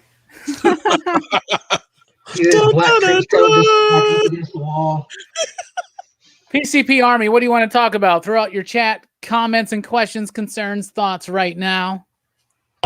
Let's keep this conversation going because it's just going to be a bunch of weird stretching if you guys don't have questions. Yeah, let's not talk about the Yankees or the Lakers right now. how What the hell are does that mean? No, nothing. How about them Phoenix Suns? How's that mean? Okay, the Lakers are doing okay, and the Yankees are kicking ass in spring training right now. So I don't know what the hell you're talking about. I was just making sure. Yankees doing good. Don't ruin my show and tell. It may be sports related. I don't know. Okay, just checking. How about them Cowboys with all that Dak Prescott? Dude, the report came out that he wants $46 million. No, he's hurt. $46 million. He's still hurt, right? Yeah, you're. Well, I mean, he wants. This has been going on for a while, man. But it is what it is. We don't want. I don't want to get pissed right now. No Super Bowl. You ain't been no Super Bowl. The Rom V interview was great. Thank you so much. It was one of the highlights of my YouTube career so far. So thank you so much. Cool. And you get to talk to Comics Explain. Oh, son. Oh yeah, Comics Explained will be here. Beware the Eyes of March 15th. Yeah, I cannot wait to see that. I'm about that life. You tell him I said station, man. You tell him I said station. Why don't you show up in the chat and say station yourself, man? You tell. Yeah, he made me. Now, other than you, on a lot of different fronts, but he does such a great job. Like explaining exactly what it is, and he made me enjoy House of X and Powers of X even more. After I read them, I would read them. It's Powers of 10, homie. Just so you know, it's Powers of 10. Okay, you know what I'm talking about. No, but you get it. But man, such an influence, man. I can't wait. God damn, Mike, what are you doing in there, man? My shit fell. Sorry. Yeah, man. Like, geez, dude. Can you turn down the sensitivity in your mic or something? I don't know, man, what's going on there, but something is. I just realized I didn't ever set anything up behind me. So I still got my Power Rangers box set right there. There you go. Look at that. Castle Grayskull. It's beautiful. How are y'all doing? Pretty good, man. I can't wait for that other Castle Grayskull to come in. Chaos is here. I'll see it. All right. What's up, dude? Let's see. We had a question. Let's talk about Bad Idea. Yeah, let's talk about it. What's Bad Idea? I'm sorry, I don't know. Why am I getting an echo? Who is that? Check. All right. Is Bad Idea a bad idea? Here's the thing. Bad Idea is a new comic book company. Just had their first book, was ENIAC or something, came out this week. Mm-hmm. And I saw some people had commented, why did we not cover it on the weekly comic book review? And it's because my comic shop is not one of the few comic shops that's able to have access to these books. So they're printed in very limited numbers to only a certain number of stores. And the stores that carry them are under contract to like a month or two. They can only sell it at cover price, but these books online start shooting up because they're so rare. It's almost like they're trying to initially come out as being rare and hit the spec market first. We didn't carry Bad Idea comics. I've said it on this channel before. If Bad Idea wants us to cover their comics, they can send them to me, digitally, and I'll read them and I'll cover them. But my shop, we don't carry them. I think Bad Idea is a bad idea. Why would you limit access to your comic books? It makes no sense. Right. Like, you're not making money like that. I mean, they're making their money, I guess, they know their costs and their schedule. So that, they can balance it out. I'm sure they have a smaller staff, but like, if it's not available, nobody's gonna read it. Yeah. So if you're just trying to hit the spec market, that's one thing. But at the same time, and I appreciate the fact that they have this contract, a store got banned. They can no longer carry their comics because they were selling their comics for above cover price because they were worth that much on the market. But at the same time, it's why are you going to it's kind of shitty that you're telling the shop that they can't sell this book for, it's worth $20. They can't sell it for $20. You know what I'm saying? Yeah. I don't know. It's weird when you're talking about new comics because I believe every new comic should be cover price for readers, but if you're just trying to interest the spec market, I don't know how long that's going to be sustainable because most speculators don't read, so reading's what engages people to come back month to month. Me, Jelani, Brooks, and Mike all read comics because we're readers. Now, there's a little bit of a spec nature in some of our aspects, I guess, of collecting. If a comic book or a toy winds up fucking stupid money, maybe we'll sell it, but like that's not what we're into it for. Right. Like, we're into reading it. So like if it's limiting access, that seems not like a good idea to me. But that's just me. But that being said, if they wanted to send me their books for free, I would review them. So, you've been gone from the shop the last 2 days. And weird stretch, but you're right. So a rare 2 days off in a row. I know. Get it. I know. So we've had. I was a little enamored with Ron V's hair and the fact that he literally doesn't anything. He doesn't do anything to his hair, is what he told us. Like my whole life has been built up to this point of asking Ron V his hair care ritual, and he told me he doesn't do anything. And I'm just like, that's more impressive than anything. Like the some of us just have it. Yes, Brooks, exactly. So anyway, we've had several phone calls about people looking for that book because they want to buy one so their kid can have it. And it's just like, well, we don't have it, so sorry. And if you want your kid to have something that's going to be worth money, then go buy Giant Size X-Men #1, Wolverine or Incredible Hulk 181. Buy real #1. Real go buy like key issues. He's like, well, those books cost money. I'm like, yeah, but like in 10 years, that $3,000 book is going to be $10,000. Like this $150 book in 10 years is going to be $150. Like it's not going to grow. Like nobody's going to care about it, and the price will fall. And it's just like well, look at all that image shit from the 90s, man. Spend $300. Spend $300 on Amazing Spider-Man 300. When you're getting a low grade, bro. Well, that last time I looked at that book, it was like a 9.0 was like $300. It's gotten stupid, but you could buy like I don't know, like those time-tested true things, right? You know, like they're expensive now, but like first, like it's hard to say. To get your kid something really nice, get them a trade.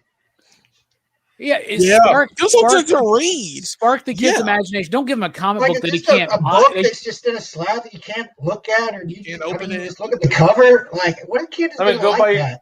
Go buy your kid. Giving me like an X-Men #1 on a slab when I was a kid, I'd be like, thanks. How do I get it out? Yeah, I would have cracked that thing. I would have broken. I just slammed that over a rock just to read it. But like, if you want to buy your kid something that's going to invest in, go buy land. Go buy some gold. Go buy a star. Go buy some Bitcoin. Like, don't buy your kid a $150 comic book thinking he's going to be a millionaire. Buy some GameStop stock. Real estate. Death of Superman all over again right here.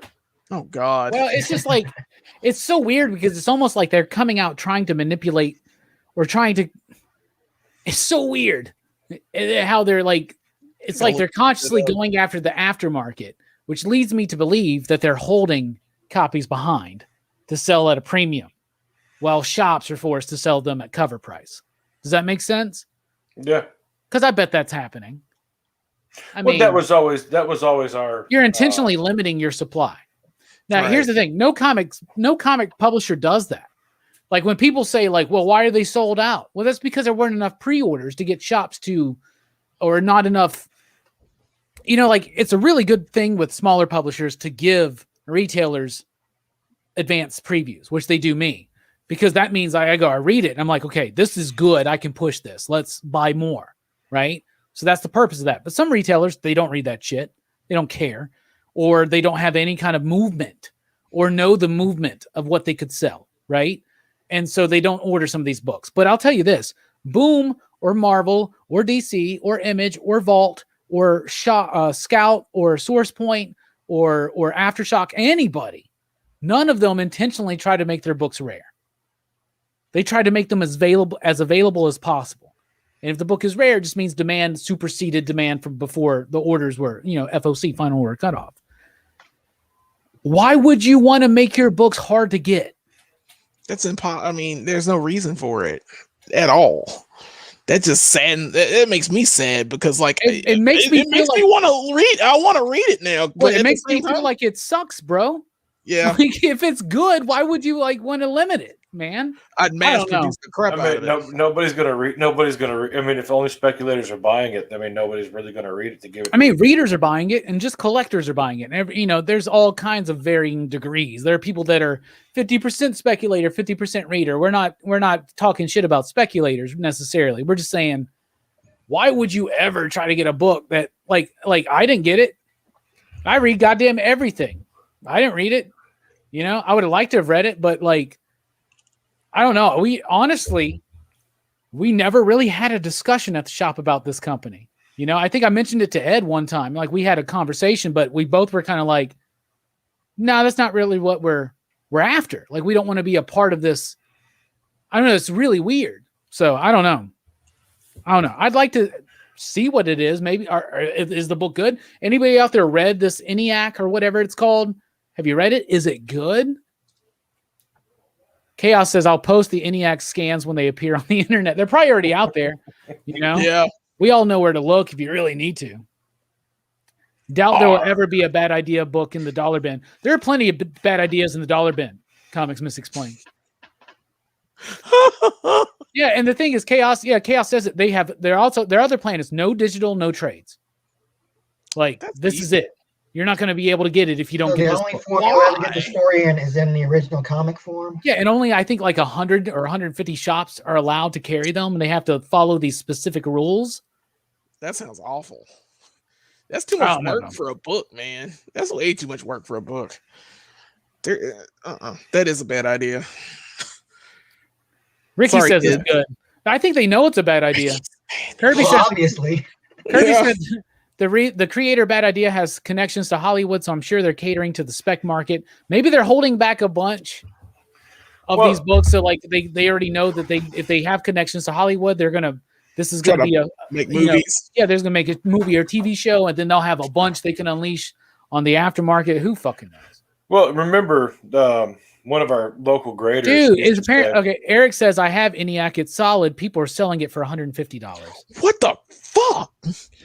Why? Sounds like a bad idea. Because you know who doesn't read those books? Readers. Readers just go, fuck it. I'll wait for trade. There's going to be no trades. Well, guess they don't want me to read it. The end. I was going to say, you remember we had one of our local graders here in town that was always thought that Diamond was always going to get like the 9.8s, the 9.9s, and the 10.0s. Like they were holding those back for themselves to sell later at a higher market. And then there's I can't remember what trade, but it's an incentive. It's a 1 in 50. We had one. I think we sold it for like $30, and now it's like $3,000. I can't remember which one it is, but one shows up like every 6 months. And just talk to E about that one. But it's just stupid because it's like, who's putting these out? Because like nobody bought this book because Spider-Man was terrible at the time. Like it's a 1 in 50. Where are these books coming from? A lot of people think it's coming from Diamond or somebody from Diamond. Can you imagine having to chase every? Yeah, that'd be a mess. Oh, you can just get sub to it, right? If your shop carries it, but your shop may stop wanting to carry it because of all the restrictions and all this and that. Like, let me tell you one thing. Let's say a shop takes a chance on something and they order, let's say, 100 copies of a book. And they only have 2 pre-orders. Let's just say that, right? So let's say then 2 weeks have passed and they have sold their copies to 10 of their subscribers who like it and are going to come back and buy the next one, right? But now they have all these extra copies sitting there. But they're not allowed to sell it for market value, say online or something, right? So imagine if shops were able to sell all these books for market value, that market value would go down because there'd be more, right? Instead, what's happening is they have to allow speculators to come in, buy them and sell them at, now whatever, if you make an investment and you make your money on it, that's cool as a shop, right? But I think it's unfair to tell a comic shop how to do business. At the same time, I personally would tell shops never to sell a book for above cover price in the first week or two of its release, right? Because you want to entice more readers to come in. More subscribers. We're all for limiting, well, we'll limit it. If you want to read it, all you need is one copy of each cover, honestly. And then later on, if we still got plenty of copies, buy as many as you fucking want. You know what I'm saying? But I don't know. Chaos says crazy rules. No second prints, only third prints. What? That's like watching The Cell, man. What? I don't even get it. Having a white vision moment. That's my thoughts on that. But honestly, if I want to judge the book, I will judge it by reading it. But with them being not available digitally, like it's just, I don't know. Maybe we should have carried them. I don't know. But at the same time, if we would have carried them, I just know that we would have a certain few customers that would just keep coming back and buying copies once a day because of our limit. You know what I'm saying? And it wouldn't necessarily go to readers. But I don't know. I think they got to do more. It doesn't seem like this company caters to retailers, and maybe they shouldn't. But at the same time, I'm a retailer, so I think most comic companies should cater to retailers because they're the ones that have kept this industry alive for decades.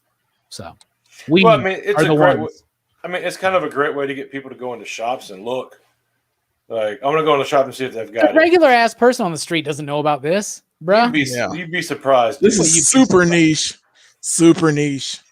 Right now, we got people coming in trying to get Scarlet Witch and Vision comics that are out of print. You know what I'm saying? Like, that's the problem we're having right now is keeping the mainstays in print. Nobody's coming in looking for that shit except for like certain people, right? I'm not looking for it. This is the first time I heard of it. Yeah, and that's another thing about another bad creation.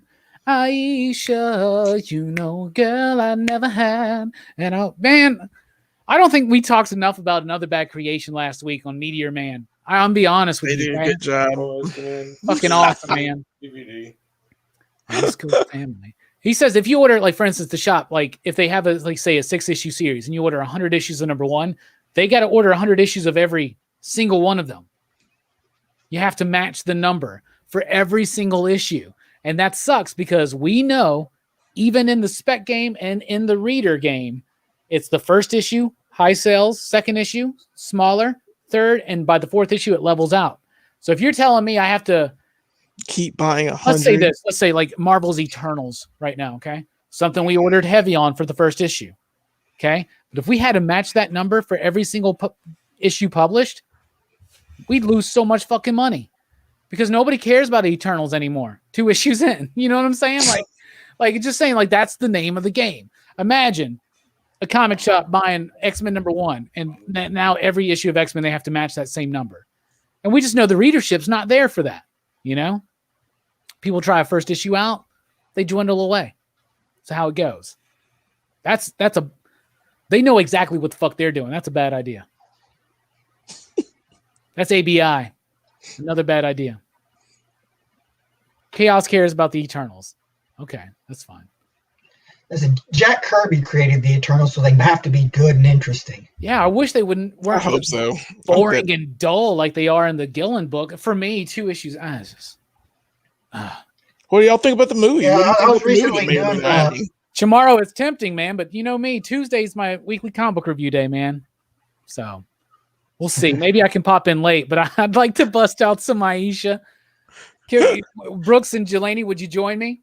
I would love karaoke, man, but I gotta work. You can't do duets and karaoke. Like, you can't do duets or triplets on karaoke live like this because we would all be on a different time. Different wave, yeah. It'd be so weird. I don't remember that song. You are the girl that I never had, and I want to get to know you better. Yeah. Aisha, I want you so bad. Ah, dude, I love that fucking album. ABC is awesome. They were awesome back in the day. We did jam out to that in the middle schools. I did. Yeah, it was elementary for me, but it was 5th grade for me. It was the perfect time in my life for another bad creation. That and at the playground. Oh my god, I love to do like it's so stupid. It's like it was our first date. She couldn't stay out too long. We ate Cheerios. They're so cute, man. They're so cute. That's kid stuff. That's kid stuff. They were kids. It was perfect. I haven't heard anything about Scout leaving Diamond. They're still on Diamond. They just added a lunar distribution deal, and so did Vault. And Scout has been dealing directly with retailers since the middle point of the shutdown. In fact, we buy most of our Scout books directly from Scout. I deal with lunar distribution. Does that mean they're delivering to the moon now? Womp, womp, womp. $1. Scout does some good books. They got a new one coming out that would have been on the wrap up for last week, but we didn't do it. But I'll mention it this week is Agent of Chaos, which is a book coming out, I think, in May from Scout. And it's written by Dennis Camp. And he's been sharing artwork of this for years with me because Dennis is one of my homies on Twitter. He was the writer of Maxwell's Demons. He's a super cool cat. He's coming on the show March 25th. Very excited for that. It's a station for Dennis Camp. And I cannot wait for you guys to see this book because everything he's shown me has been brilliant. And I've gone like years now not being able to talk about it. So I'm really fucking excited about this book, y'all. Trust me, it's going to be dope as shit. Dennis Camp hasn't done a lot of work in the industry right now, but he is already on a level to me like a Grant Morrison, Neil Gaiman, Alan Moore. Wow. So, yeah. Big deal. Yeah, he's a big fucking deal. So. All right, that was our first Dead Air segment presented to you by Pop Culture Philosophers and, more importantly, Dylan's Horror Show. We did it. Woohoo! We did it. Yes. Where's Jay Strick, yo? I have to ask. He'll be with us soon. Good. Missed that homie and his non-rapping self. He, I think he overdid it with the Adam Green show for Dylan's Horror Show last week. He watched all the Adam Green stuff. Man, let me tell you, can I just get something on my chest? Okay, so I paid some money, too much money, I shouldn't have, for these all 4 Hatchet films signed by Adam Green. Allegedly, they were delivered to my mailbox on Monday. Well, guess what wasn't in my mailbox? Still not in my mailbox. So I have contacted both Aeroscope, which is Adam Green's company, and I've contacted the post office. Adam Green's company told me, get back with your post office. Let us know in a couple weeks if it's not resolved. I appreciate that because it's not their fault. Yeah.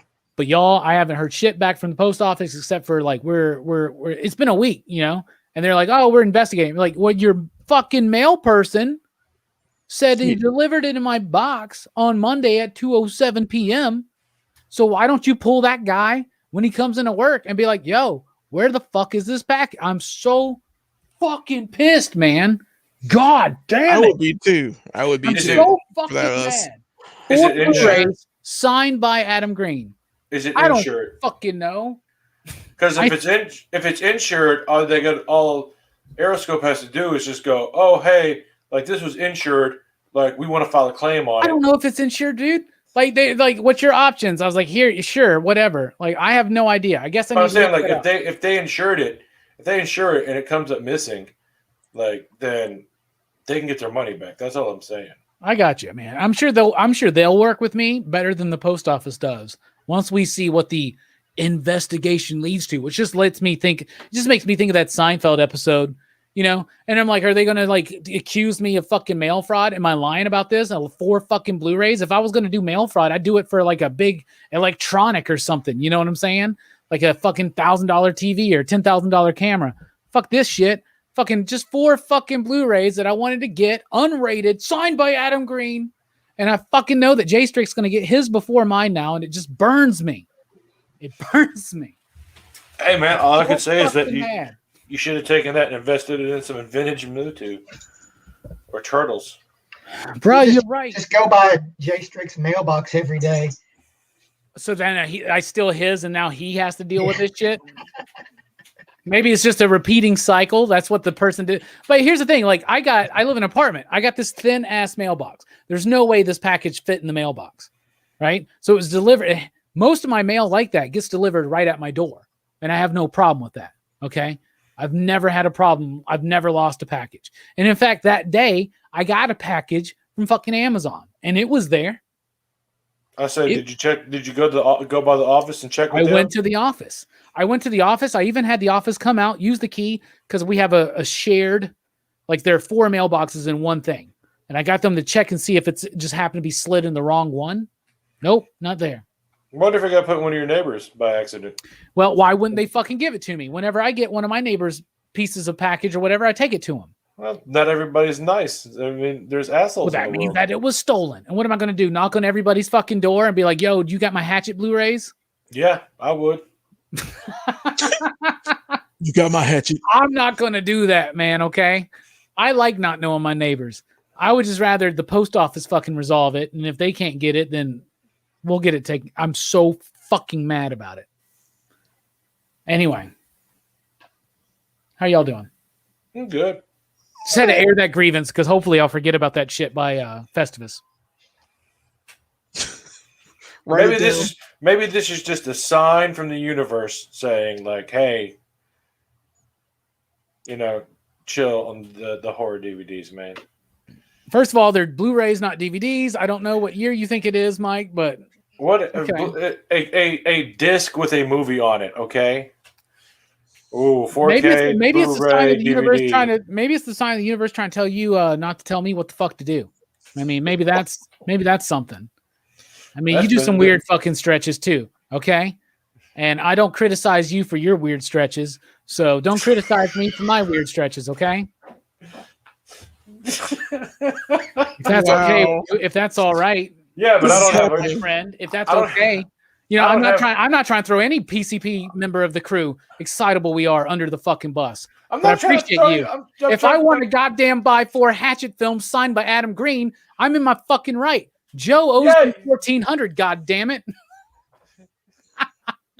I threw it back to Jimmy. Yeah, you're it's right. Okay. No, here's the thing. This is like one of the first times this shit has happened to me. The last time this happened to me is because I gave them the wrong address. They have the right address. Oh, I remember that fiasco. I usually don't have a problem with mail. Anyway. Yeah, it strikes a nerve with me, Ricky, because Mike's got this fucking thing because he knows I have all these toys on hold at the fucking shop. He's always giving me shit because I buy these fucking Blu-rays, and I don't appreciate it. Because sometimes you're just like, bro, if I don't get it now, I won't ever get it for $12.99. It's FOMO. I understand. I need to fucking meditate more. I understand. Okay, brother? It's okay. I know my own flaws. I don't need you to point them out to me. But I'll tell you one thing. I do check Amazon Prime and Tubi now before I buy something. But sometimes when they're like, yo, like, here's a weird stretch. I bought Ginger Snaps because it was $10 on Amazon. You want to know something? Movie, though. I ain't never seen Ginger Snaps. It's awesome. But I ain't never seen it. Why am I buying this movie? Good werewolf movie. I was like, it's a Scream Factory. It's only $10. It's the cheapest it will ever be. You're losing your minds, man. All of your minds are lost. It's like, you don't understand the influence that Dylan can have on an individual either. Gosh. No, don't worry, man. Factory. I plan on selling some of my toys to make room for some horror Blu-ray. I'm really thinking about committing to the bit and selling all my Power Ranger shit, buying a Firebird. All of that stuff. You've lost your mind. Yeah. You have all the things, man. You have all the things. I have a buddy who could probably find you a good deal on a Firebird if it came down to it. Chris? Yeah. Yeah. I bet he could. And I bet he knows how to work on them too. Yeah, he could probably find one that was like had some problems and fix it up. Well, John, what's crazy is I've already told Hammer Time Holeshoe, and this is the first time I've ever had like a car in mind that I wanted. Because you know me, like to me, a car is just a thing to get to work and back. You know, like I don't care about cars. And when I told him I wanted a 1991 Firebird, because that's what Johnny Lawrence drives in Cobra Kai, John started immediately finding on me all these Firebirds. He's like, here's one, here's one, here's one, here's one, here's one. And I was like, you're gonna like all these Firebirds. Nah, he's just excited. And then Mike's like, Robbie, front wheel drive V8, you ain't ready for this. And what if I my bad, you're right. See, that's how much I don't give a shit about cars. You're gonna put that thing in, like, as soon as on a wet day, you're gonna get on it going around a turn and lose control And then you'd be like, well, there goes all that money. Well, why don't you try in your life for once not to be so fucking negative, Mike, okay? The insurance would probably be pretty expensive too, I'd imagine. Yeah. Older car. Why are you and guys it's an trying to older dissuade car. me? I finally have a dream car and you're trying to dissuade me from it? Well, you got to think about it more practically, man. Yeah, you got to get a dependable car. Yeah, Like, it's not going to get good gas mileage, probably. These Power Rangers, bruh, I drive to work and back, and that's pretty much what I do, man. Occasionally, I'll go to the grocery store or a Target or a Walmart. Yeah, but what's going to happen when the pandemic's over?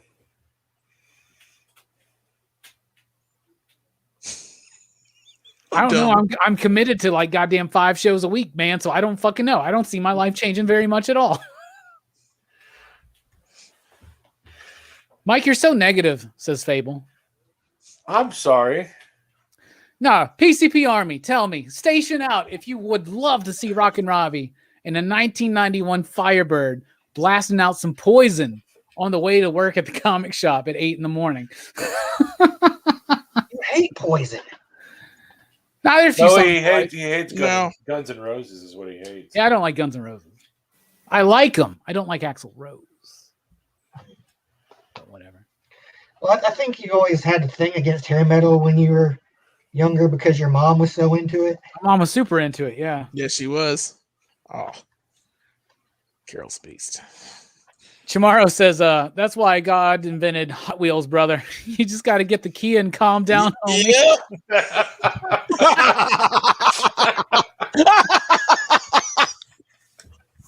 Get you a scissable car, man.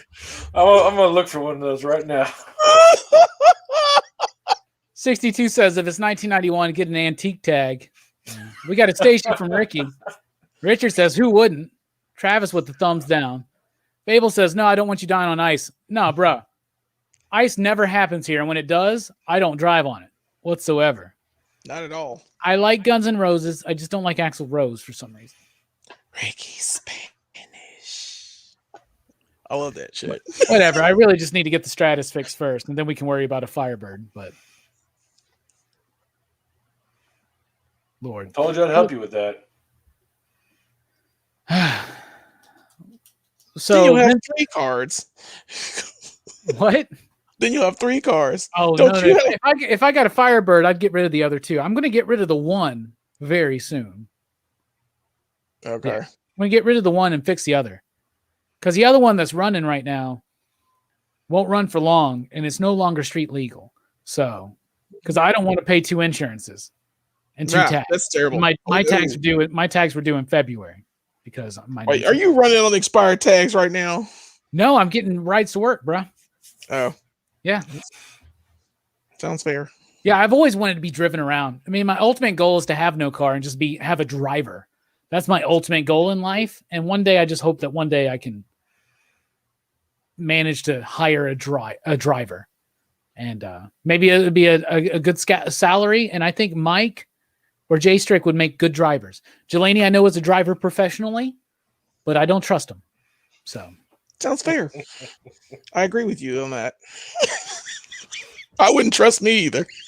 Mikey says, get that Firebird and paint Dark Phoenix on the hood. You have to get the red one and paint the gold Phoenix on it. I'd paint the wings of Horus. That's what I would do. The sundial with the wings of Horus. You know what I'm talking about from Egyptian mythology? That's what I would do. I'm more of a nerd because I want some Egyptian iconography as opposed to a Dark Phoenix. Yes, nerd. What the fuck ever. Ricky says, is there a Comic-Con in Alabama soon? Yes, the Huntsville Comic and Pop Culture Expo is April 9th, 10th, and 11th. Yeah. I believe that's the date. PCP will be there. We got a booth. We'll be selling mystery boxes for $10 a pop. 10% going to comics for kids. Yeah. What's in the box? Maybe comics and pops, maybe tater tots, or some dirty socks. You never know. And we'll be there. We'll be hosting a panel again, hopefully. But you can come meet us, and some really cool guests are going to be there. So that's Huntsville, Alabama, Huntsville Comic and Pop Culture Expo, April 9, 10, and 11 at the VBC Von Braun Center. I told you guys everything in our town was named after Von Braun. Yep. He basically made the town. We were poor Twickenham. Yeah, it is called Uber. That's why I said Jelani was a professional driver. because that's one of his jobs out of like 5. I have 90 jobs. Got 15 job. Rockin' Robbie will put sigils on the Firebird. You're right. They'll be like, I do not slide on ice or rain.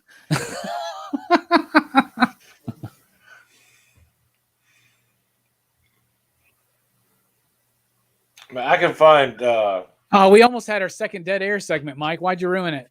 So I thought that would be the third. I'm still looking for the. I'm looking for the '90s Firebird, but I cannot find one on Hot Wheels, especially that's colored red. I don't need a Hot Wheels Firebird, man. I want a real one.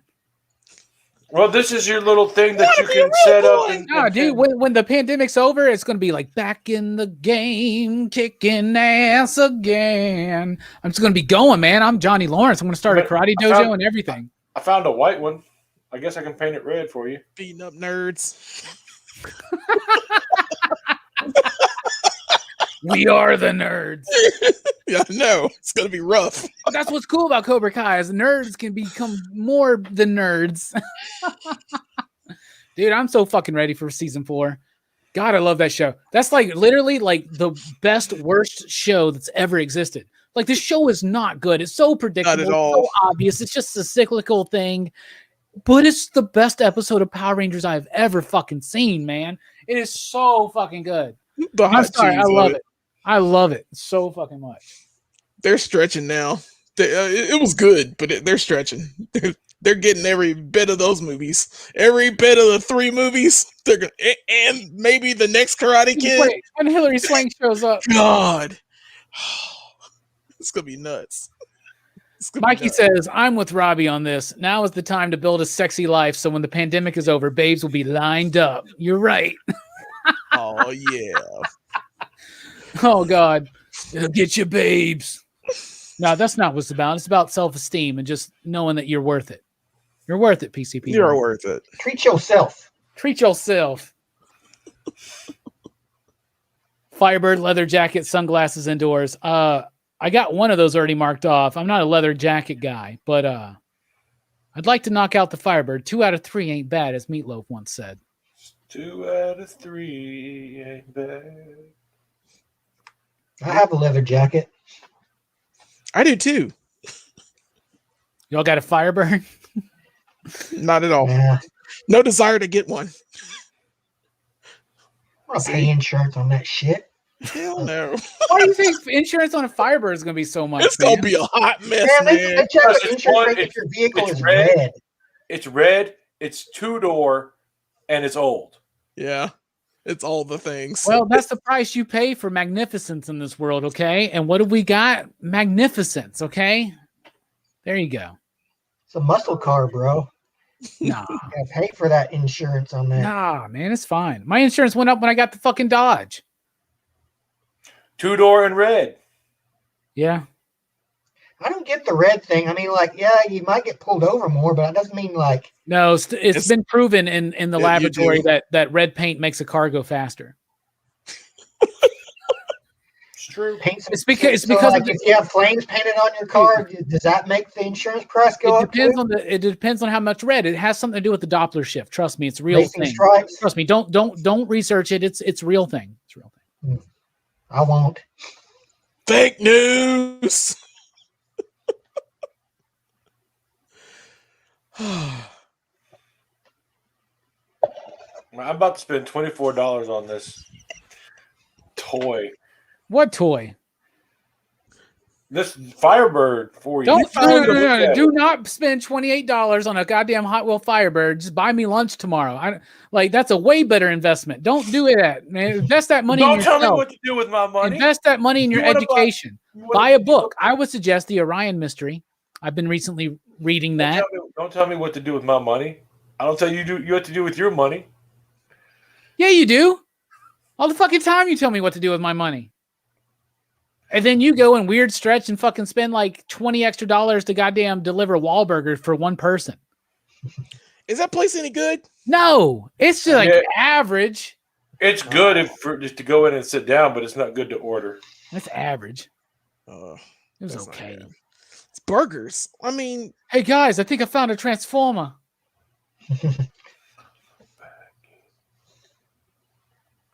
It's been a great show, everybody. Good times. It's been a great show. I just want you guys to know that. I appreciate all the weird stretching in PCP back chat. You know, Brooks, what do you want to talk about? Brooks, I'll give you the reign of the show. You're in charge. Oh, well, I've recently cataloged my comics lately.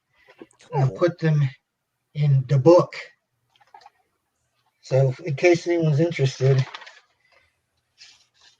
I have 25 long boxes and 1, 2, 3, 5, 6 short boxes currently. Good deal, man. That's a lot of. You read everything in those boxes? Most of it. I mean, there's bound to be a few issues in there that I probably just probably haven't read and just threw them in a box. But I'd say probably like 98% is stuff I've read. So you actually have, because you just started this a few days ago, right? Yeah. And you're done now. Yes. Do you want to come over? Caught up. What are you doing Sunday? You want to come over? Yeah, man. I got a lot of prep work to do for Rockin' Robbie Live, but if you want to just do you just catalog my comics and I'll give you a handshake. That's just a joke. No, it's just a joke. It's just a joke. Brooks, don't come over Sunday. That was just a joke. Me saying you should come over here and catalog my comics. I'm gonna come over maybe like 3 a.m. Yeah, you're gonna be cataloging my comics while I'm just doing my smoke a bowl, watch a movie thing in the morning on Sunday. Be like, what are you doing? Oh, I'm watching a movie. How are the comics coming? Make sure they're in alphabetical order correctly. I'll have to get one of those visors with the see-through green thing on there. Hey, we got a super chat from Eric. Says, here's for lunch tomorrow. Mike, do your thing. Yeah. Mike, do not spend $30 on a Hot Wheel, especially if it's for me, because I'll sell it back to you. And I'm not going to buy it. I'll sell it on eBay and use that money towards the Firebird fight or the next. Shut up. You don't tell us what to do. Joker video.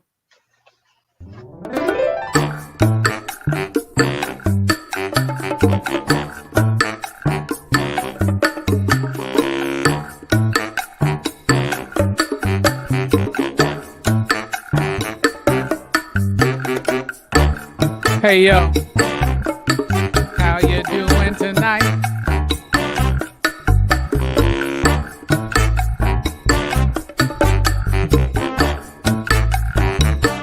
Hey, yo. Let me tell you about this little man I know. His name is Eric.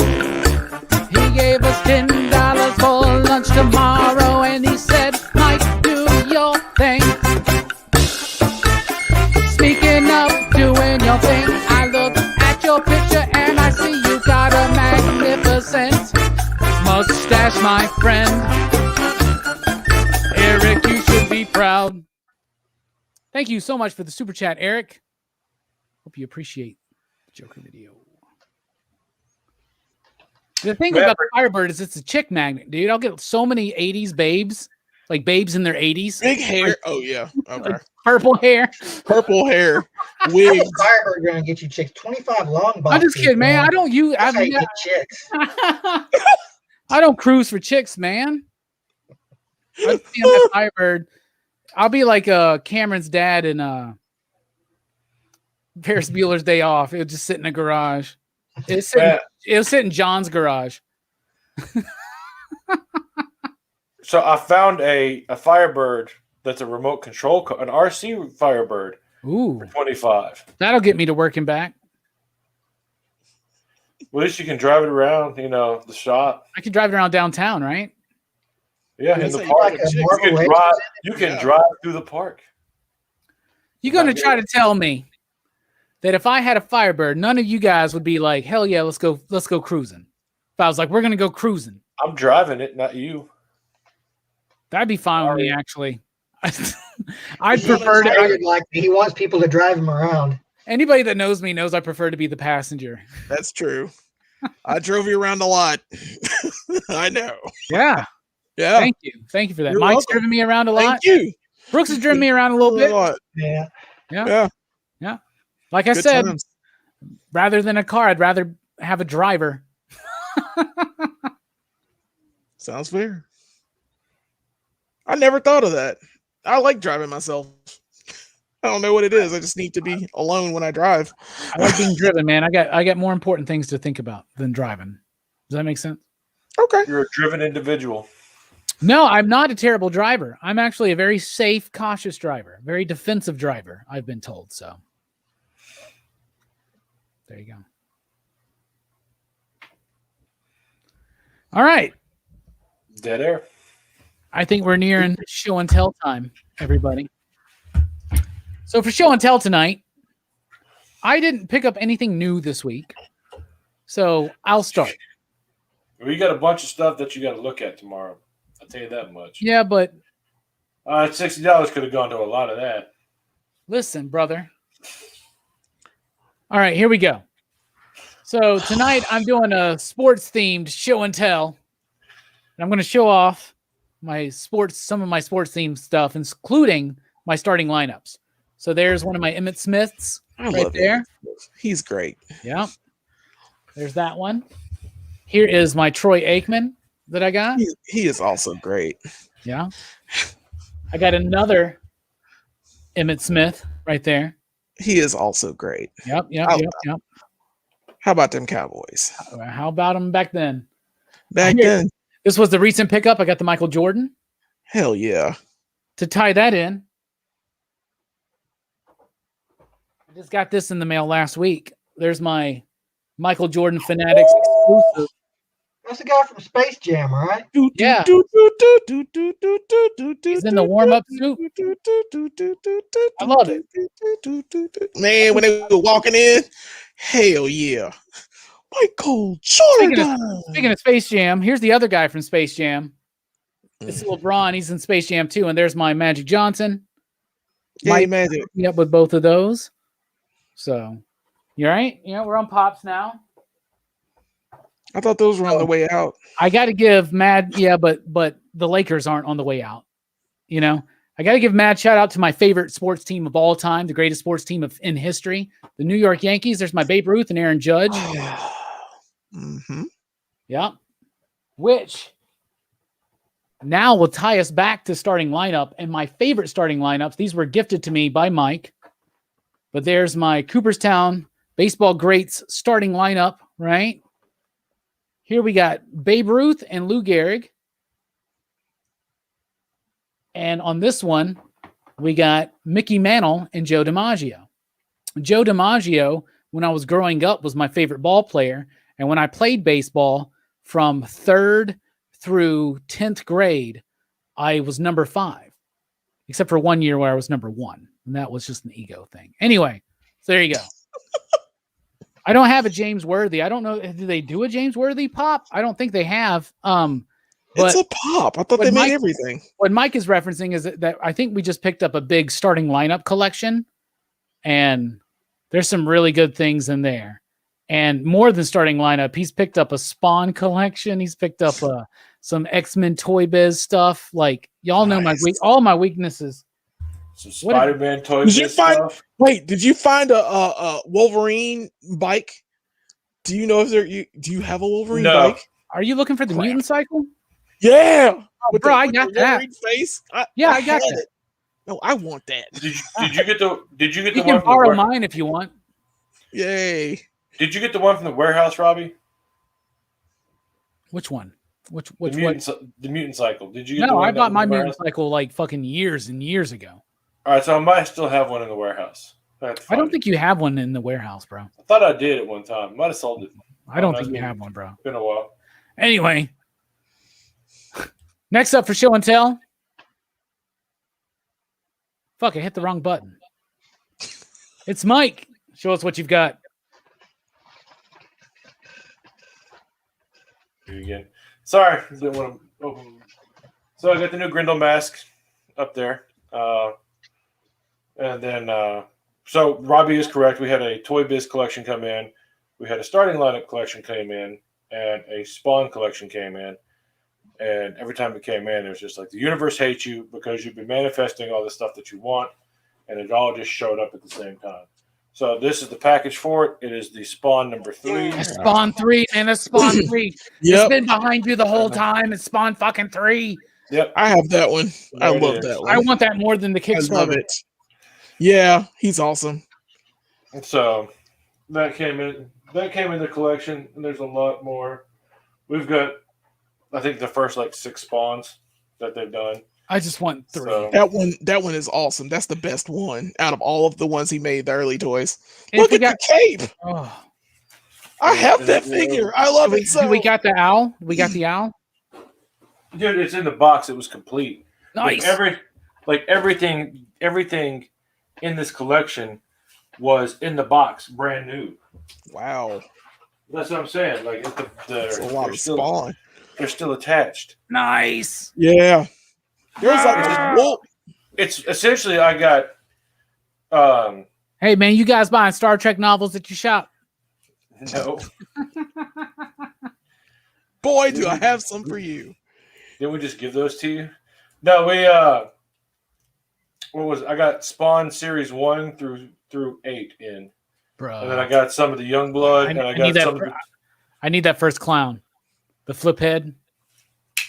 I think that's in there. I don't know. Well, we'll go through it tomorrow. You said You got Wetwork for Cyberforce? Some Cyberforce, I think. Cool. I have to look. I don't remember seeing any. Bro, do you got an overkill, man? I need to peruse. So That's but nice, though, man. Spawn I got 3. I got a Salmon Twitch also. So Sweet. that's what Yeah. the right there. They're So we've very got nice. like everything on that we got in. So I guess I can bring this back to the shop for you, Robbie. Well, I just like to play with it for a week or 2.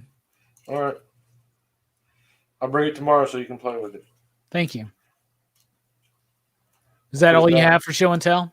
No, I've got my sports theme also. Oh, nice. I went with my trusty the Spawn figure just fell. Hopefully it didn't break. Got my trusty Crazy Crab, the San Francisco Giants mascot from 1984. Nice. Okay. So it's a crab. That's one crazy crab. That it is. It's done by Super 7. There's the other mascots that they've done. So no Yankees mascot yet, thank God. Well, we only ever had the one, and we kind of forget about it. Well, I mean, they only had the one, and it was for 1 year. So, but yeah, they're trying to bring it back in like the late 2000s. So, yeah, I picked that up today, so it's going to go sit here in the collection. And then I'll just put them up here with everything else. So, Grendel Mask, Crazy Crab, Spawn 3. That's all I got. Nice. God Tank says anyone that has an original Castle Grayskull tops in my book. Mike Station, because we both have original Castle Grayskulls. Bet we do. I'm getting one. Right there. I'm getting one. I got a shell if you want to buy it. Mine, of course, has a complete Point Dread, including the record. Just saying. The jelly. I have a The partial jelly. Point Dread. The straight jelly. I would like a Redeemer figure. That'd be cool. All right, show and tell coming up next. We got one. Jelani, show us what you got. Cool. All right. Okay. In the spirit of what we were talking about earlier, I have a Vision, and that's the Marvel Legend movie figure Vision, and I have Wanda. So they make WandaVision. I love them. I can't feel you. It was so sad, and they're I guess coming out with a white version of him too. So hopefully I'll see that It looks in the dope. future. There's a pop too, and it pop is dope because it glows in the dark. Oh, nice! I would want that. That'd be nice. I don't know if I showed this off before, but I'm showed again if I did. And this is my Bat Cycle with the lovely Batman from Death Metal. I didn't even love know it. that was a thing, dude. That's so cool. It's so freaking awesome. I love it. So it was so hard to get because this was like they're both from Target, and you know how I feel about Target. But it came out. It was a thing. And then, of course, it came out with Damien. I didn't know. I'm going to drop this little thingy, but there's Damien. I like that Damien figure. And it came with these little ninja scythe things. I have no clue what that is.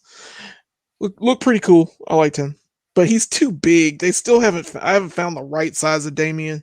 He is my favorite Robin, but I really want a good size for him, like a good DC Universe size for him. And then I would just want to show this off for shits and giggles. This was my Apocalypse. I love it. Yeah, and I wanted to put this Apocalypse on this Joe Fixit body because I mean I like the Joe Fixit, but it's not as good as this. What this is, dude. It's an Apocalypse from that issue where they go like meet with the UN or whatever, right? Oh, it's so freaking amazing. So I got this, and I have Professor Xavier in the chameleon body. I just like him in that suit. I like them all. I have the Magneto, but he's not as good because I use the Deadpool body, and the Deadpool has a red neck. So it's kind of weird, but I really like that on that suited body. He looks great. Yeah, that looks nice. And then I have those piggybacking off last week. I have those minifigures that I found at Target too. So I found a Human Torch from the Fantastic Four. There are nice. a lot more. Flame on. Yeah, I got Iceman. That just came out. Nice to meet you. From that, I'm keeping all these on the card because I don't think I'll lose these. And then I have cards are part of the appeal on those, right? Yeah, they really are. They're really nice on the back. They have nice card backs. Iron Man. Nice. He's invincible. Oh, that's great. Yeah. Dude. Those are really cool, man. Yeah, I really like these. And then last but not least, I have Black Panther for them. It I saw Daredevil and Electro, but I didn't get it. I didn't get them. I had to choose the ones I liked, and I like those more. I may get them in the future. Oh, you ain't done. No, not yet. One more. This is what I was transforming. This is Nemesis Prime. Cool. From that Siege Wave. I had him in truck form, so I was trying to transform him back into his like regular form.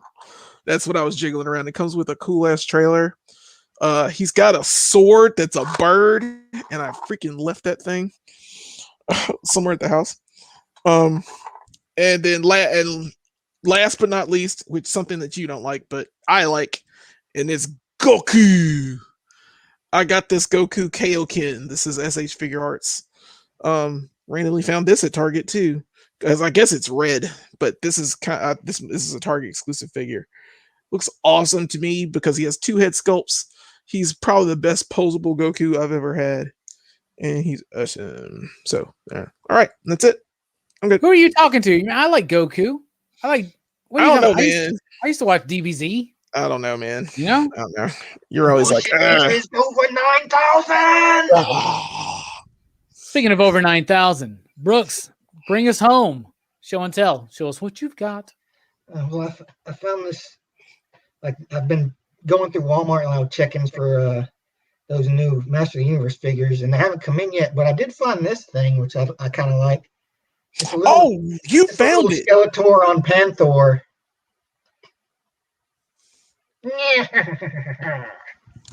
I like that. And recently, my brother-in-law, he gave me a bunch of figures, like they're old Star Wars figures. Oh man, Power of the Force. Power of the Force. I got R2 and Luke. Old school. I got Han Solo with the carbonite block. Nice. I got Vader and Obi-Wan. I had those when I was a wee baby. Yeah, Leia and Greedo, the most important character in Star Wars. Bro, that's cool. You got them all on card, man. I mean, they're not rare. They're not I have of them too. So, like, I'm thinking I might take a few off the card. I got that Luke and Lando. Yeah. I had all of them, but I sold them because I was like, I'm not getting into Star Wars toys. Yeah, that's a whole different animal. Luke and nice. Boba. That's like the most buff Luke has ever been, by the way. Yeah. I got Yoda and kind of TIE fighter pilot. That Yoda goes on the back of Empire Luke. Chewie and a storm and Luke and the Stormtrooper.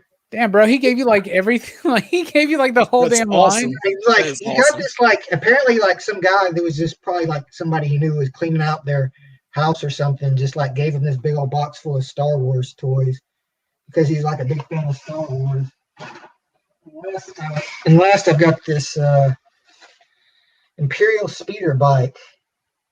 Cool. That looks awesome, dude. Yeah, Well done. It's a pretty good haul. You see, we always leave it up to chance and chaos as to who goes when, and we knew we had to end with Brooks because of the weird stretch on Power of the Force. Station. Oh, before I forget, I do have one last thing. God damn it. You can't do that. We just said like I know. The reason why is because I had to piggyback off what Brooks said. And I remember now. Brooks, I did find it. I found She-Ra.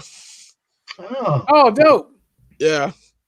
I found the Princess of Power at Walmart randomly. I was just going to get groceries and saw her, and I was like, I must have her. Yeah, I've been like swinging by the toy section every time I go to the grocery store, and they're never there, and I'm always so disappointed. That one's got that one's got the doll hair, right? No, the doll hair comes with the PowerCon exclusive, where it's actual doll hair. This is molded hair. This is the molded plastic. Because I don't like the doll hair. In fact, the Super 7 classic one they did. I like that one. I like that one a lot. That's kind of like my official She-Ra figure. That is official She-Ra. That's if I could ever get a vintage one, I would definitely get it. Obviously, yeah. But the vintage ones I have that Mike hooked me up with, that hair, it never. It's too much. They wind up in boxes and they just wind up like. You know what I'm saying? All crazy. Matted. Yeah. And I don't want to be that 40-year-old fucking dude. I got dolls. Combing out a fucking doll's hair. That's a lot of work. Anyway, great chat tonight, everybody. So thank you for joining us for our chat about The Cell. And, of course, for PCP Back Chat tomorrow night. We will be talking about the Psycho franchise, all 4 original films and the remake on Dylan's Horror Show. Link in the description below. There is the lineup once again for March Madness.